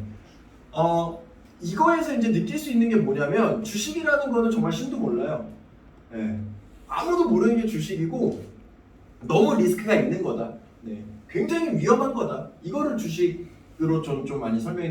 그러니까 주식설 풀면은 진짜 재밌는 게 많은데 아무튼 주식을 정말 오래 했고 뭐 강의도 많이 해봤고 등등 하다 보니까 경험들이 되게 많죠. 네, 지금은 어쨌든 생존을 해가지고 계속 주식 투자를 하고 있고 한국 주식은 안 하고 이제 미국 주식만 전 하고 있죠. 그래서 이런 에피소드들이 이만큼 되게 위험한 전문가도 하기가 어려운 거다. 주식이라는 게. 그래서 주식은 이런 큰 변동성을 가지고 있고 일반인들이 하면 하이리스크에 리턴이 없다. 개별 기업들 하나하나에 투자하는 게 바로 주식이다. 근데 만약에 내가 현대차 직원이에요. 근데 1년 뒤에 이 현대차에서 엄청난 신기술로 자율주행 차를 만들어서 출시가 된다는 걸 내 내부 정보 알았어요. 근데 지금 현대차가 100만 원이야. 현대차가 1년 뒤에 누가 봐도 주가가 200만 원까지 올라갈 것 같아요. 그럼 내가 이거 사야 돼, 안 사야 돼? 사야 되겠죠? 근데 내가 50만 원밖에 없는 거야. 못 사잖아요. 근데 마침 내 동료 성민이가 똑같은 정보를 알고 있는데 얘도 딱 50이 있는 거예요. 그럼 둘이 합치면 한 주 사죠. 그래서 진짜 200만 원이 됐네? 그래서 100만 원, 100만 원씩 다시 나눠주는 게 바로 펀드예요. 이해되시죠? 펀드 매니저가, 이거는 간접 투자인데 펀드 매니저가 삼성전자, 현대차, 분류도 조금 더 커져요. 삼성전자, 현대차, 뭐 기아차, 뭐 한국기업, 뭐 현대차, 기아차, 한국자동차 기업, 벤츠, 아우디, 폭스바겐, BMW, 뭐 외국차 기업, 뭐 LG전자, 삼성전자, 뭐 한국전자기업, 뭐 코카콜라, 펩시콜라, 외국 음료 기업, 음료 펀드 이런 식으로 두세 개 정도의 분류를 해가지고 사람들의 돈을 많이 모아서 수익을 내고 그걸 다시 분배해주는 시스템이 펀드예요. 그러니까 한 단계 더 업그레이드가 됐죠. 근데 얘가 가지고 있는 문제가 뭐냐면 내가 만약에 외국 음료가 너무 맛있고 좋아가지고 외국 음료 펀드를 샀어요. 근데 동남아에 있는 공장에서 불이 나고 아동들한테 노동 착취를 했다는 뉴스가 터진 거예요.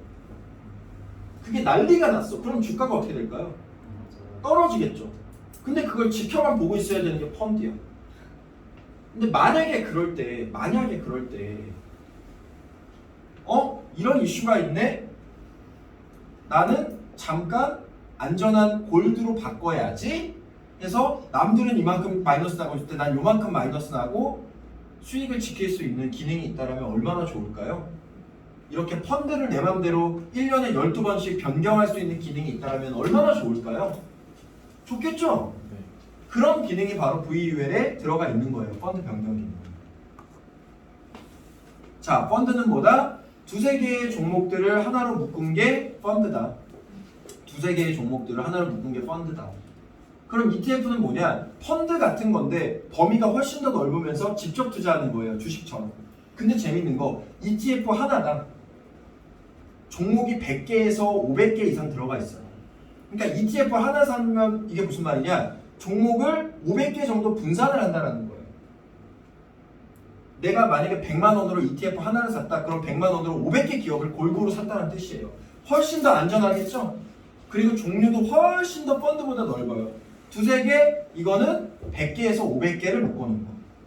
내가 직접 투자하면서 리스크에 대한 손실도 본인이 지지만 리스크에 대한 손실을 만회했을 때 그 수익도 본인이 가져가는 거죠. 그래서 3G 폰, 4G 폰이에요. 그럼 끝판왕은 VUL. 이게 바로 오늘의 정신인 거죠. 변액이라고 불리는 거예요. 이거는 보험사에서 운영하는 주식이고 펀드인데 범위가 가장 넓어요. 보세요. 삼성전자, 현대차, 기아차, LG전자 다 한국권에 오케이 국내형 증시. BMW, 폭스바겐 다 유럽권에 유럽형 증시. 펩시콜라, 코카콜라 미국권에 미국형 증시, 중국형 증시, 골드, MMF, 채권 아주 안전한 것들. 이렇게. 그래서 이런 펀드 종류가 20에서 30가지가 있어요. 이거는 각 회사마다 여러분들이 팔 상품의 펀드 개수를 얘기해 주시면 돼요. 네. 근데 재밌는 건 뭐냐면 얘만 있는 게 내가 만약에 국내가 좋아서 국내 주식에 막 투자를 하고 있다가 북한이 전쟁을 하겠대. 그럼 어떻게 해요? 유준이 어떻게 할 거야? 북한이 전쟁을 선포했어. 옮겨야 됩니다. 뭐라고? 옮겨야 됩니다. 옮겨야 된다고? 도망가야지 일단 우리가. 자, 옮겨야겠죠. 떨어질 게 뻔하잖아. 근데 펀드나 ETF는 못 옮겨 그걸. 예상을 할 수 없는데 근데 이건 옮겨요. 1년에 12번 그냥 내가 전화 한 통화만 하면 이 회사에 보통 유명한 회사가 VUL을 전 세계에서 가장 잘 관리해주는 회사가 메트라이프라는 회사가 있어요. 근데 여기에서 내가 미래에셋 팔고 싶어? 그럼 미래에셋. 그냥 내 마음대로야. 네. 근데 만약에 메트라이프다 그럼 뭐 회사 설명 같은 거 이렇게 해줄 수 있잖아요. 우리 메트라이프가 주력이니까. 메트라이프 출신 분들은 다 아실 텐데 타이타닉 전 이게 진짜인지 가짜인지 모르겠어. 타이타닉 사건 아시죠? 이때 이 타이타닉에 타고 있던 사람들한테 전부 다 사망보장금을 지급해준 회사. 전 세계적인 글로벌 기업 메트라이프. 들어는 보셨을 거예요. 타이타닉은 아시죠? 그리고 미국 맨하탄에 이것도 진짜인지 모르겠어. 근데 맨하탄 가본 적이 없어요. 근데 대부분은 모르니까 맨하탄에 간판을 못 달아요. 제가 알기로 몇 층 이상 건물에. 왜냐면 테러 때문에. 맨하탄 갔다 오신 분 맞나요? 전 안 가봤어요. 네, 다 모르시죠? 그런데 다 모른다니까? 어차피 거긴 몰라요. 네, 어차피 거긴 몰라. 맨하탄에 근데 유일하게 맨하탄시에서 간판 달 수 있게 허가해준 게 메트라이프밖에 없어요. 왜냐면 9.11 테러 때 원래 지급을 안 해줘도 되는 상품을 다 지급을 해준 걸로 알고 있다. 네. 그래서 이렇게 전 세계적인 글로벌 기업이다. 수백 조를 운영하고 있고 VUL을. 근데 얘의 특징은 뭐냐면 1년에 12번을 내가 원하는 시기에 그냥 펀드를 다 바꿀 수 있어 마음대로. 그럼 모든 전 세계 증시가 다 떨어지면 어떡해요? MMF라는 걸로 바꿀 수 있어요. 머니마켓 펀드라는 거. 채권이라는 걸로 바꿀 수 있고 골드. 얘네들은 주식 투자가 아니고 아주 안전한 은행 금리 같은 거기 때문에 물론 전 세계적인 글로벌 위기가 오면 얘네들도 많이 떨어지긴 하겠지만 이 친구들 마이너스 30 떨어질 때 얘네들은 마이너스 5 떨어진다는 거죠. 그러면 이렇게 주가가 떨어지고 나면 다시 이렇게 오르잖아요. 난 여기서 방어하고 여기서 또 수익을 다시 먹을 수 있겠죠. 아니면 여기서 방어하고 여기서 갈아탄 다음에 이 수익을 다 먹을 수 있겠죠. 유동성을 가지고 있고 다양하게 자유자재로 할 수 있는 게 바로 오늘의 중심이다. 그래서 핸드폰이라고 생각하시면 돼요. 이 핸드폰이 원래 핸드폰을 왜 사요? 이거 핸드폰을 원래 뭐 하는 거예요? 전화, 폰이 전화잖아요. 근데 핸드폰으로 전화를 우리가 많이 해요? 아니면 유튜브 많이 봐요? 핸드폰 전화하려고 만든 건데 왜 유튜브 많이 보고 있죠? 그렇죠. 어떤 것이든 내가 활용하기에 따라서 그 쓰임새가 다르게 쓰일 수 있는 게 지금 현대의 재테크다. 그래서 우리는 LTE 근데 5G 잘 안 터지잖아요. 안 터질 때가 있잖아요. 그리고 수익률이 안전한 대신에 국가에 투자해서 아주 안전하게 우상향하는 대신에 퍼즈폰이라고 부르는 ETF만큼 뭔가 폭발적이면서 배당도 주는 시스템은 없어요. 대신 얘는 비과세가 되지.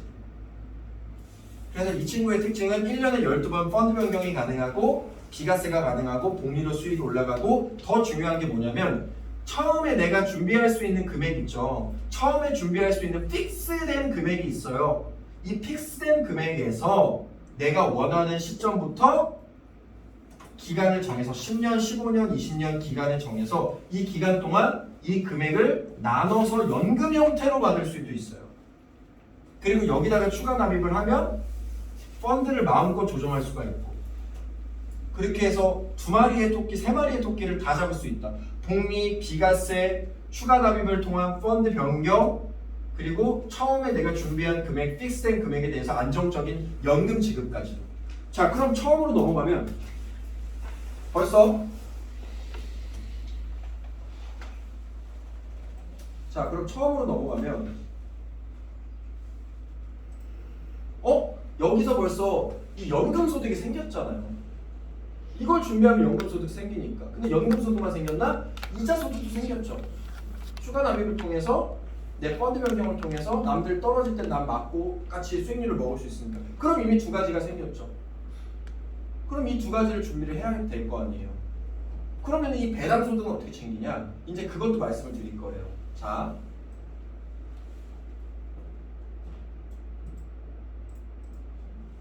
자, 그러면 이제 주식이 뭔지, 펀드가 뭔지, ETF가 뭔지, VUL이 뭔지 다 아시겠죠? 네. 그럼 여기서 저분 누구지? 자, 그럼 여기서 지금 우리 승현님이 보기에 가장 내가 투자해보기에 매력 있다라고 느껴지는 게 뭐예요? 그렇죠. 대놓고 VUL이라고 써놨으니까 여기서 뭐 이렇게 얘기 안 한단 말이에요. 네. 당연히 그렇게 얘기하겠죠. 맞죠? 그렇게 느끼는 이유는 뭐예요? 그렇게 느끼시는 이유는 뭐예요? 안정성이 있고. 그렇죠. 또 그리고 중간에 변동이 가능하고 중간에 변동이 가능하고. 그렇죠.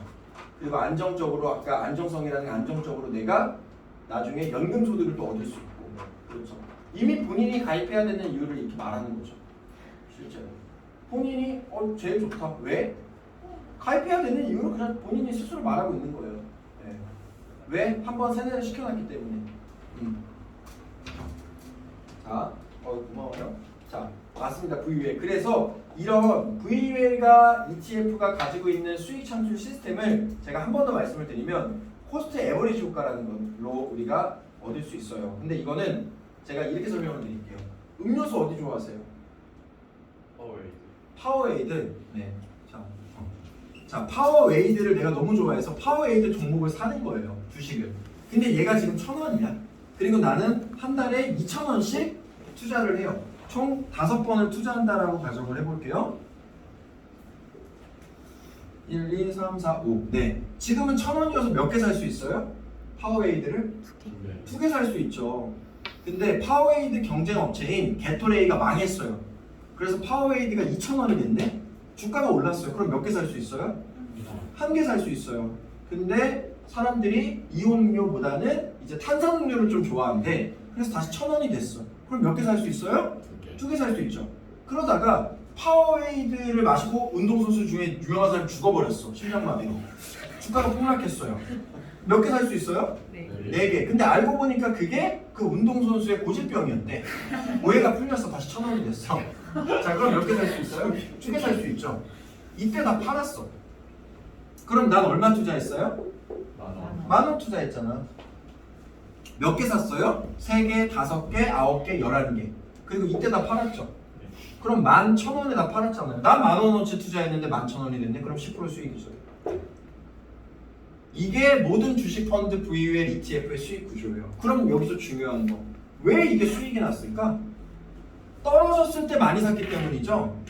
떨어졌을 때 많이 샀기 때문에 여기 되게 중요해요. 떨어졌을 때 많이 사는 게 중요한 거다. 그럼 떨어지면 우리는 반겨야 돼요, 그걸. 근데 한국 사람들이 꼭 돈을 못 버는 이유가 떨어졌을 때 불안해서 다 손절해버려. 어제 제가 그 상담한 분들 그러시더라고요. 자, 마젤란 펀드 얘기를 좀 드리고 싶은데 피터 린치라는 전설적인 투자자가 있어요. 워렌 버핏급의 투자자예요. 근데 이 분이 마젤란 펀드 운영을 한 15년 정도 했는데 미국 역사상 가장 높은 수익률이 난 펀드예요. 수익률이 2000%가 넘었으니까 1억 넣었으면 20억 된 거예요. 10억 넣었으면 얼마나 200억이 된 거네. 네. 이런 펀드를 운영했던 분인데 궁금하잖아요. 내 펀드에 투자했던 사람들이 수익 얼마큼 부자가 됐는지 궁금할 거 아니에요. 그래가지고 15년이 지나서 마젤란 펀드 운영을 딱 끝내고 마젤란 펀드에 투자했던 사람들을 리서치하기 시작했죠. 근데 재밌는 게 이 마젤란 펀드, 미국 역사상 가장 높은 수익률을 준 이 경이적인 완전히 기네스북에 오를 만한 이런 수익률을 준 펀드에 투자한 사람 100명 중에 90명이 본전도 아니고 손실을 봤네. 그리고 10명도 수익률이 막 7%, 뭐 8%, 이 중에 진짜 한두 명만 이 2000%를 그대로 다 먹었어요. 이 사람들은 뭐야? 그냥 사놓고 까먹은 사람들. 네. 진짜예요. 왜 이런 결과가 나왔을까? 미국 역사상 가장 높은 수익률을 준 펀드인데 왜 도대체 이런 결과가 나왔을까? 사람들은 기본적으로 투자 심리가 마이너스가 났을 때 더 추가 매수를 해서 올랐을 때 수익을 봐야 되는 구조라는 것을 모른다는 거죠. 마찬가지예요. 저랑 같이 앞으로 투자를 하고 ETF를 운영하다 보면 이게 왜 중요하냐? 나중에 고객이 마이너스 났을 때 나한테 뭐라 그러거든. 그걸 선거절 해버리는 거예요. 아니 변액은 주식인 거 다 설명하고 가입을 했는데 마이너스가 나서 그럼 뭐 플러스 나면 나한테 뭐 수익금 줄 거야? 아니잖아요.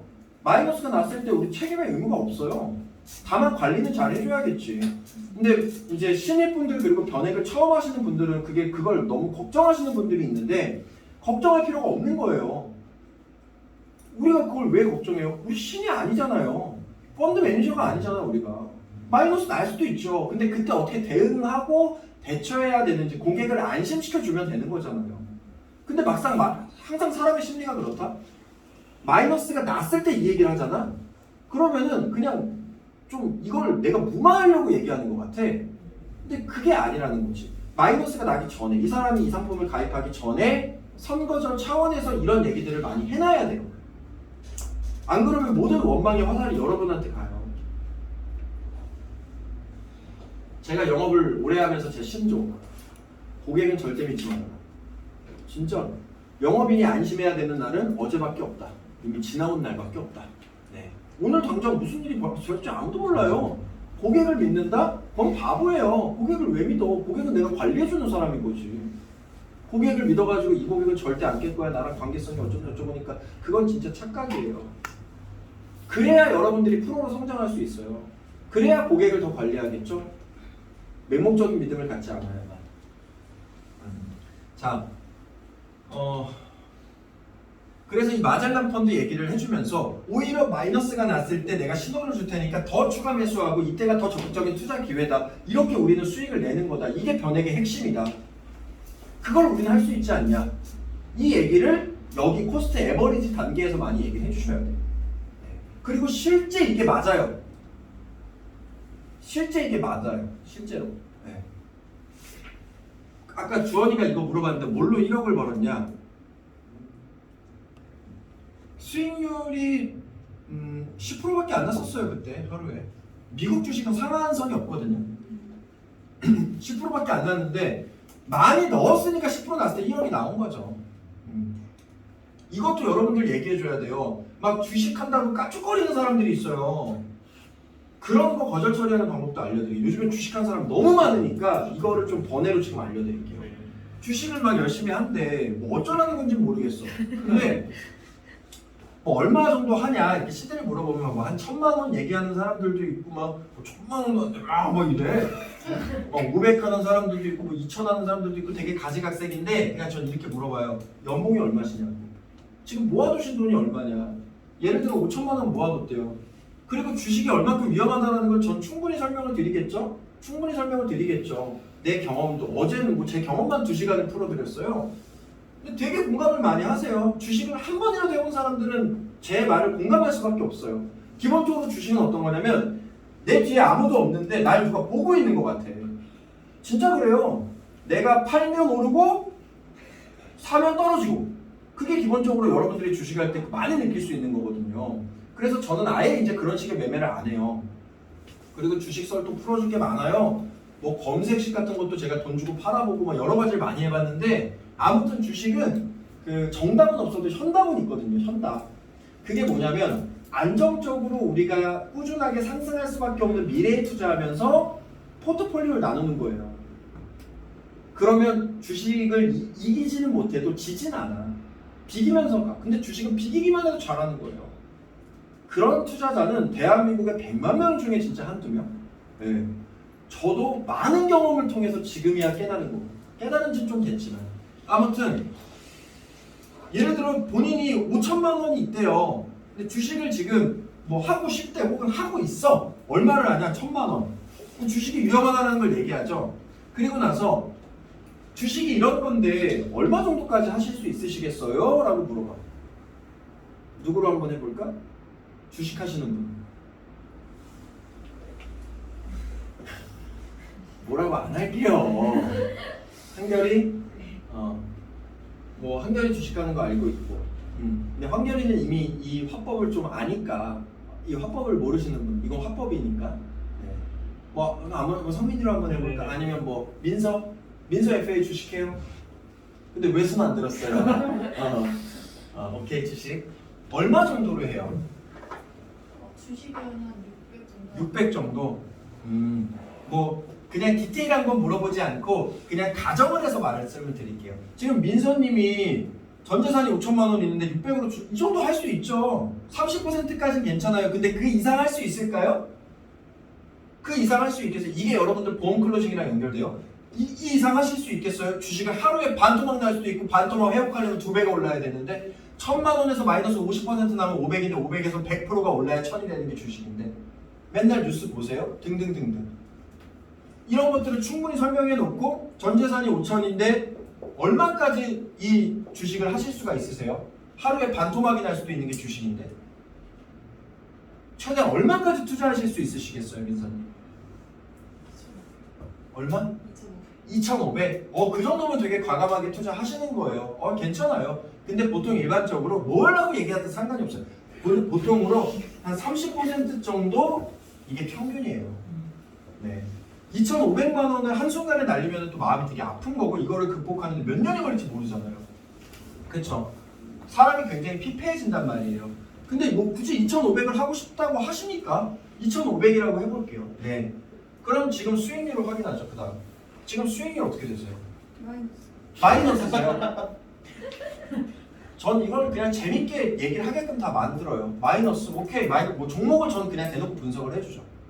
전 그냥 종목을 분석해 줄 테니까 종목을 다 적어서 제가 차트 다 봐드려요. 실제로 마이너스 나고 계시고 아니 근데 진짜 용기도 가상하시네요. 마이너스 나고 계신 마이너스 몇 프로세요? 10. 마이너스 10%인데 마이너스 10%면은 마이너스 지금 250을 투자하셨으면은 2,500을 투자하셨으면은 지금 마이너스 250을 지금 손해보고 계시는 건데 이렇게 내 전 재산의 50%를 넣으실 수 있으시겠어요? 근데 그게 수익을 좀 받다가 마이너스가 났으니까 오케이 좋아요. 그럼 2,500으로. 근데 지금은 어쨌든 마이너스 10% 정도 보시는 거고 그럼 그건 아시겠네요. 수익이 날 수도 있겠지만 마이너스가 날 수도 있다라는 거. 그리고 그게 리스크가 일반적으로 우리가 할 수 있는 은행 상품권이나 어떤 연금이나 확정에 대한 그런 것들보다는 훨씬 더 높다라는 건 아시겠네요. 그러니까 5천만 원 전 재산 투자 안 하겠다라고 수익을 보신 경험이 있으심에도 50%만 할 수 있다라고 말씀하신 거 아니에요? 맞잖아요. 그리고 마이너스 10% 지금 보고 계시고요. 네.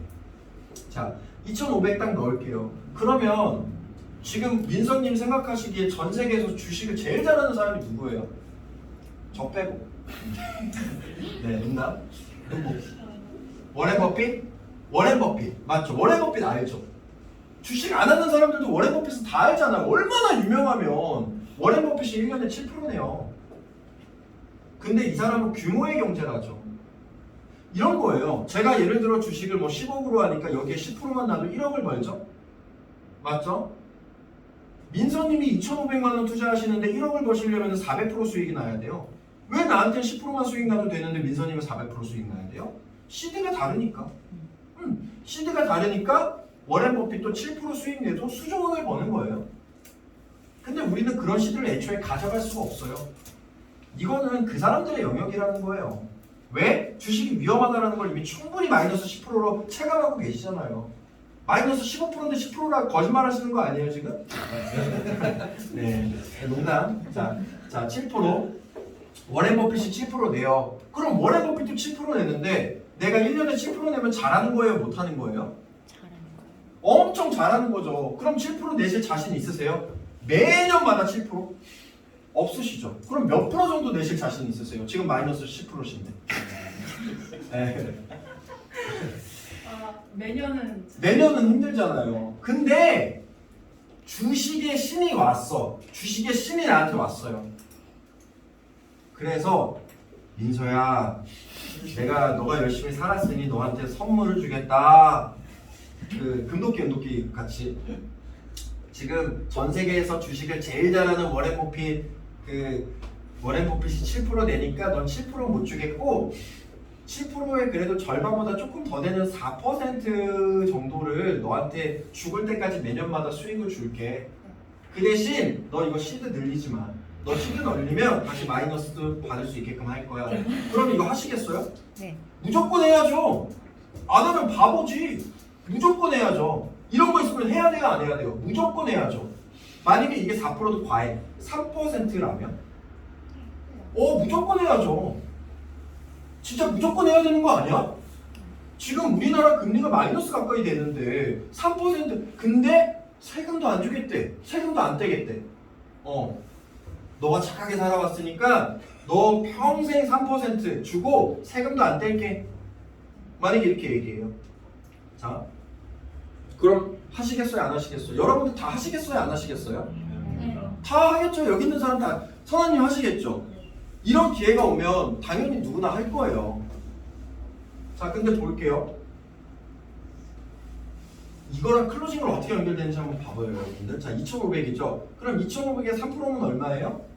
75만 원이죠. 맞죠? 75만 원. 75만 원이에요. 그리고 여기서 시드는 못 올려요. 왜? 리스크도 있는 거니까. 시드 못 올려요. 맞죠? 근데 3% 수익이 났을 때 1년에 75만 원을 버는데 규모의 경제를 만약에 한다면 우리가 어떻게 될까? 규모의 경제를 한다면 어떻게 될까? 2,500에 3%도 무조건 한다 그랬죠. 그러면 나중에 1억에 3%, 1억에 2.75%, 1억에 3% 가까운 이자를 세금을 안 떼고 2,500도 아니라 시드를 무려 4배나 늘린 약 1억에 2.75% 수준을 죽을 때까지 매년마다 세금을 하나도 안 떼고 지급한다는 그거 하시겠어요? 그 대신 이걸 만드는데 15년에서 20년이 걸린대요. 해야겠죠. 평생 받으니까. 이게 뭐예요? 고정금리형 종신보험이잖아. 네.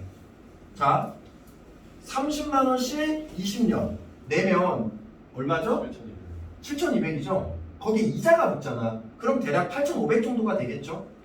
이자가 얼마 붙느냐에 따라 다르지만. 그럼 이게 완성되고 나서는 어떻게 돼요? 마음든든이나 뭐 다른 고정금리형 종신보험들. 여러분들 아직 변액 안 따신 분들이 많아서 갑자기 제가 이걸 알려드리는 거예요. 변액 안 따신 분들은 이거 하시면 되잖아요. 그렇죠? 갑자기 뜬금없이 주식 설명하다가 이거. 네. 근데 이게 먹힌다니까요. 8,500에 2.75%의 금리를 죽을 때까지 매년마다 지급해주는 게 고정금리형 종신보험이잖아요. 세금도 전혀 안 되고. 한대매 본인이 바로 가입석에서 내밀면서 이렇게 설명하는 거죠. 그래서 이게 종신보험이지만 이렇게 기능을 활용해서 사용하면 지금 내가 아까 준 옵션의 4배 정도의 수익률을 매년 받을 수 있다. 근데 실제 그렇잖아요. 8,500에 3%가 계속 나오죠. 죽을 때까지 나오거든요. 아주 안정적으로. 규모의 경제를 할 수 있는 종신보험입니다. 그리고 이거를 변액이랑도 또 연결시킬 수 있어요. 사망보장금, 연금, 선지급 기능. 그것도 수익률로 계산하면 20대 후반부터 30대 초반까지는 거의 200% 가까이 떠요. 그거랑도 이거를 연결시키고 본인이 한다면서. 그래서 우리가 중요한 건 이런 정해진 시드로 하는 것도 중요한데 제일 중요한 건 내 1%와 당신의 100%가 똑같은 이유. 규모의 경제를 해야 된다. 규모의 경제를 하려면 한순간에 목돈을 넣는 게 아니라 적립식으로 오래 끌고 가야 된다. 그래서 적립식 투자라는 용어가 생겨난 거고 그 적립식 투자의 끝판왕은 펀드 변경을 할 수 있는 뭐다? 오늘의 종신이다. VUL이다. 이렇게 귀결을 시켜야 돼요. 그래서 수익 구조, 주식에 대한 썰, 그리고 이 사람에 대한 한계 금액을 정해주고 주식에 신이 왔을 때 화법을 쓰면서 너가 이렇게 규모의 경제를 늘렸을 때 매년마다 이 정도의 소득을 얻을 수 있다라는 가클로즈. 그리고 가입 설계한 여기서 그냥 내밀어도 돼요. 제일 이게 효과가 세거든. 자, 그래서 랜드마크 투신이 전 세계에서 제일 큰 투신 중에 하나인데 이 모의 투자 실험을 했어요. 1980년도부터 30년간 한국 주식시장의 어떠한 타이밍에서든 적립식 투자를 했다고 가정 결과를 시뮬레이션 해봤더니 이게 재밌습니다. 적립식으로 1년간 주식형 펀드에 투자했어요. 연평균 26% 수익, 최악으로 연 15% 손실. 이거 하시겠어요? 이거 할 사람? 왜 소리 들려다 말아? 최악으로 연 15% 손실을 볼 수도 있는데. 자, 그럼 이거 3년간 주식형 펀드에 투자했을 때 연평균 21.6% 수익, 최악으로 연 6.3% 손실. 여러분들 이거 하시겠어요? 할만하죠? 적립식으로 5년간 주식형 펀드에 투자 시 연평균 21.3% 수익, 최악으로 연 4.9% 수익이야. 이거 하시겠어요? 이건 무조건 해야지. 왜냐면 최악으로도 연 4.9% 수익이잖아요. 적립식으로 10년간 주식형 펀드에 투자했을 때 연평균 19.9% 수익, 최악으로 연 6.2% 수익. 이거 하시겠어요? 무조건 해야지. 왜냐면 최악으로도 연 6.2% 수익이니까. 자, 이게 재밌는 게 항상 우리의 지나온 시기에 전 이때 보통 제 진짜 실제 차트를 보여드려요. 항상 우리가 지나온 시기에는 IMF, 외환위기, 카드파동, 서브프라임 이런 것들이 있었어요. 근데 우리가 알 수 있는 VUL 그걸로 할 수 있는 게 올랐을 땐 같이 오르는데 남들 떨어질 때 저는 뭘 할 수 있죠? 펀드 변경을 할 수 있죠. 안전한 걸로 MMF, 머니마켓 펀드나 채권이나 골드나 이런 것들로. 그리고 방어를 하고 또 오를 때 오르고 또 방어하고 오르고 방어하고 오르고 방어하고 오르고 방어하고. 그래서 적립식으로 투자할 때 내가 한 방에 2,500만 원, 3,000만 원의 목돈을 넣는 게 아니라 한 달에 200만 원 버시니까 15% 정도 30만 원씩 적립식 투자를 할 때는 내 수익률을 지켜나가면서 쌓을 수 있는 뭐가 최고다? VUL이 끝판왕 적립식 투자다. 적립식 투자다 라고 설명할 수가 있는 거예요. 네. 자, 그래서 변액 중심 무적의 필승 전략. 이것도 이제 뭐 제가 만든 건데 코스피 200 월봉 기준 추가 납입은 그럼 언제 하냐? 그럼 이거는 주계약은 아까 제가 말씀드린 것처럼 연금 소득을 위해서 내가 처음에 픽스한 금액을 10년, 15년, 20년 내 마음대로 정해서 연금으로 200%의 확정 수익으로 받으시면 되는 거고 그건 나이에 따라 다르지만 그리고 추가 납입은 아무 때나 하는 게 아니다. 추가 납입은 언제 하냐? 1년에 3번에서 4번 정도만 하시면 된다. 그리고 제가 그 신호를 다 드릴 거다. 언제 하냐? 코스피 200 월봉 기준에서 마이너스 8% 이하로 주가가 떨어졌을 때만 1배수를 추가 납입하는 거예요. 그럼 어떻게 되냐면 어느 시점에서도 20% 이상의 고수익이 발생해요. 어느 시점에서도 5년에서 10년 기준을 봤을 때. 자,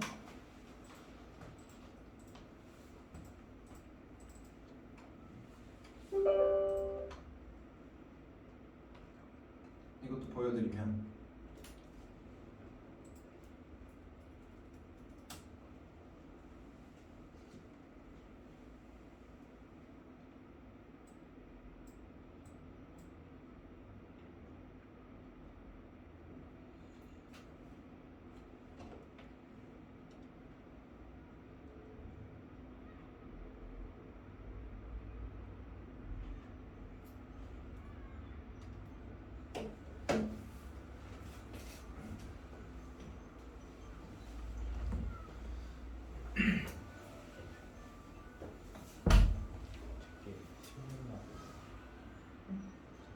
응? 당연히 뭐 여러분들 여기까지 질문 있어요? 응. 질문해. 이거 차트 열기까지. 오종 그 수납하실 때 응. 발언하실 때 응. 납입 다 끝내고 그 동그라미도 아직 뭐냐 납입 다 끝내고 그 후에 수납을 이제 마이너스 8%를 때 자유롭게 내가 신어줄 때 넣으라고 10%로 넣으라고 하시는 거죠. 아니 뭐 납입이 굳이 끝나지 않아도 납입 중에도 얼마든지 가능하지 그 기회가 오면.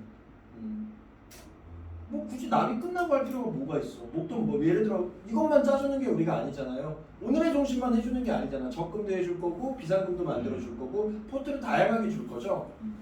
그럼 이런 기회가 왔을 때 단기에 고수익을 볼 수 있는 기회가 오면 당연히 내가 만나가지고 얘기를 해주지. 지금 적금의 일부를 해지해서 지금은 추가 납입을 납입 중에 하셔야 되는 타이밍이다. 이런 것도 당연히 얘기를 해줘야지. 비관의 불가능성 정리했어요. 그리고 항상 여러분들 아셔야 되는 게 여러분들이 처음 상담을 해가지고 포트를 딱 짜주잖아요. 고객은 그대로 안 해요. 고객은 절대 그대로 안 해요. 추가 납입하라고 해서 우리는 추가 납입을 해야 된다라는 것만 알려주면 되는 거지 고객이 추가 납입을 하고 안 하고는 고객의 자유예요. 그것까지 우리가 관여할 수는 없어. 다만 난 알려주면 된 거야. 난 알려주면 그걸로 내 책임은 끝. 그걸 고객이 진짜 하고 안 하고는 그 사람의 자유예요. 네. 보장도 똑같다. 물론 마음은 아프지만 막 그런 분들 있어요.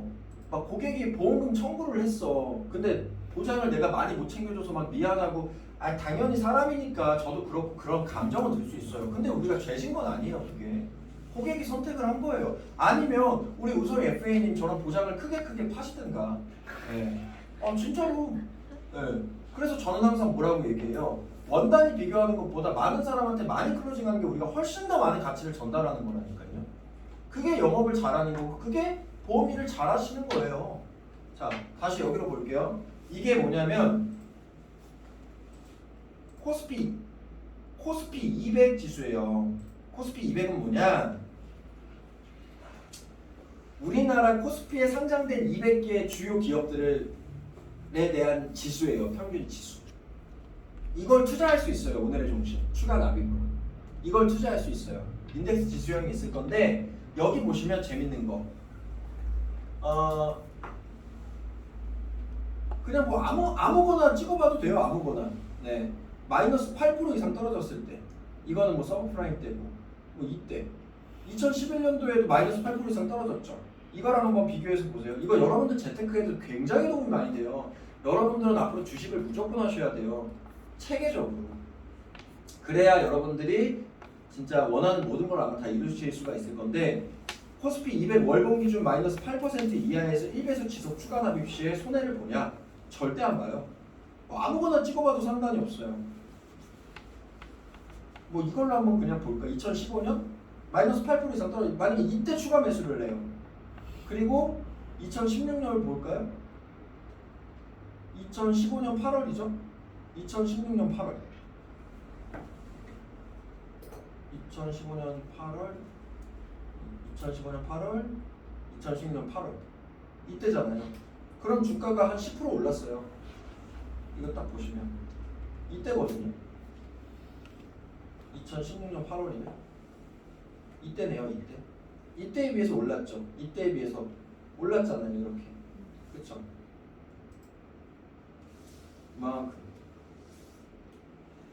이만큼 올랐잖아요. 몇 프로 올랐어요?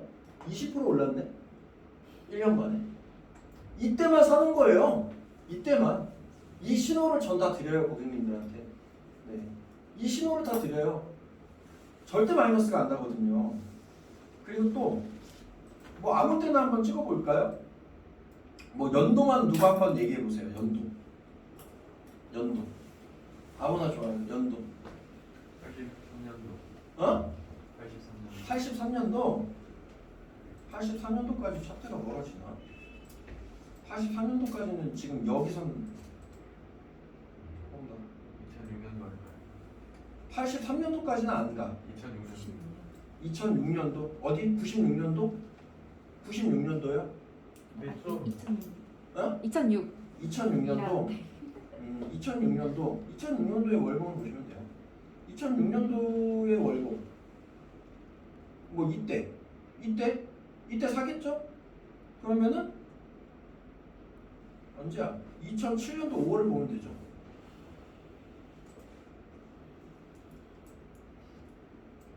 네, 몇 프로요? 38% 수익.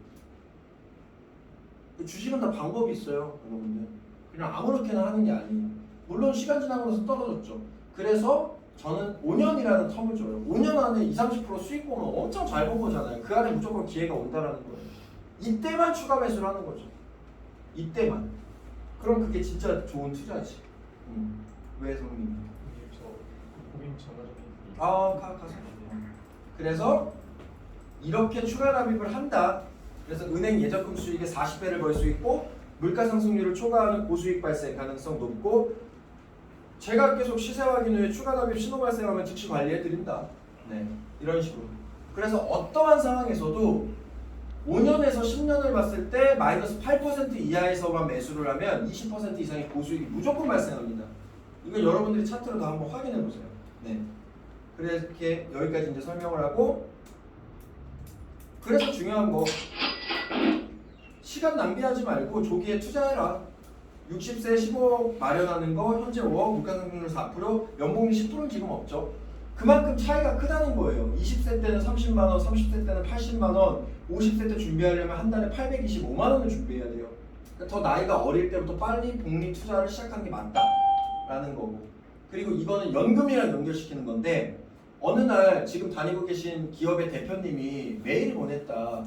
인상해주고 싶은데 그러지 못해가지고 둘 중에 하나를 선택할 수 있는 기회를 주겠다라는 거죠. 여러분들은 어떻게 하겠어요? 이거 한번 볼까요?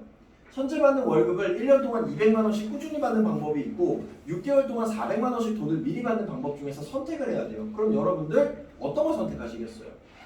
그냥 내가 꾸준히 1년 동안 매월 200씩 받는 거 6개월 동안 400씩 받고 나머지 6개월은 안 받는 거 어떤 거 선택하시겠어요? 1번을 선택하겠다. 2번을 선택하겠다. 미리 땡겨받겠다. 자, 이게 원래 우리가 월급을 받는 구조잖아요. 그쵸? 근데 회사 사정상 어쩔 수 없이 반년 동안 급여를 미리 받아야 돼요. 그럼 여러분들 금전관리 어떻게 하시겠어요? 7월에서 12월 월급이 없는 것을 대비해서 그때 사용할 돈을 미리 모아두시겠죠. 저축하기, 미리 저축한 돈을 6개월 동안 사용할 계획을 세우겠죠. 계획하기. 이게 여러분의 인생이에요. 30세부터 60세 때까지는 돈을 받는 기간이고 60세부터 90세까지는 소득 없이 돈을 쓰는 기간이에요. 여러분들의 1년 급여를 일으켜주면 분명히 지난 남은 6개월의 계획을 하실 거면서 왜 우리는 그런 것들에 대한 계획을 안 하면서 살아갈까? 그건 인지를 못하기 때문이죠. 그래서 오늘 저랑 그런 것들을 인지를 하면서 가는 거고 이거는 이제 연금에 대한 부분을 설명하고 이건 뭐 그냥 투자 수익입니다. 네. 그래서 급여의 20%로 연금과 투자를 200만 원 버시는 분들 기준 그냥 단돈 20%, 40만 원으로 동시에 준비할 수 있다면 이 하겠냐라는 거죠. 인생은 길고 돈은 영원하다. 어떤 손잡이를 잡으시겠냐. 200만 원 버시는 거에 15에서 20% 정도로 연금과 투자 소득을 동시에 준비할 수 있는 재테크를 내가 당연히 해야 되고 그걸 할 수 있다라면 급여의 15% 정도는 내 인생을 위해서 투자하실 의향이 있으세요? 있으시겠어요? 물어보는 거예요. 있으시겠어요, 선아님? 네. 그럼 이제 거기서 이제 클로징이 나가는 거죠. 네. 이걸 다 PPT를 한 다음에 2시간 동안의 PPT를 한 다음에 클로징이 나가는 거죠. 근데 그게 끝이 아니라 그 클로징을 하기 전에 이제 미국 배당 ETF를 또 시작을 해야죠. 그래서 지금 12시니까 여러분들 식사하고 오시고 미국 배당 ETF 원래 오늘 사실 이거는 미국 배당 ETF 설명드리려고 그랬는데 그 미국 배당 ETF는 1시부터 여러분들 시간 되시는 분들만 진행을 할게요. 네, 고생하셨습니다.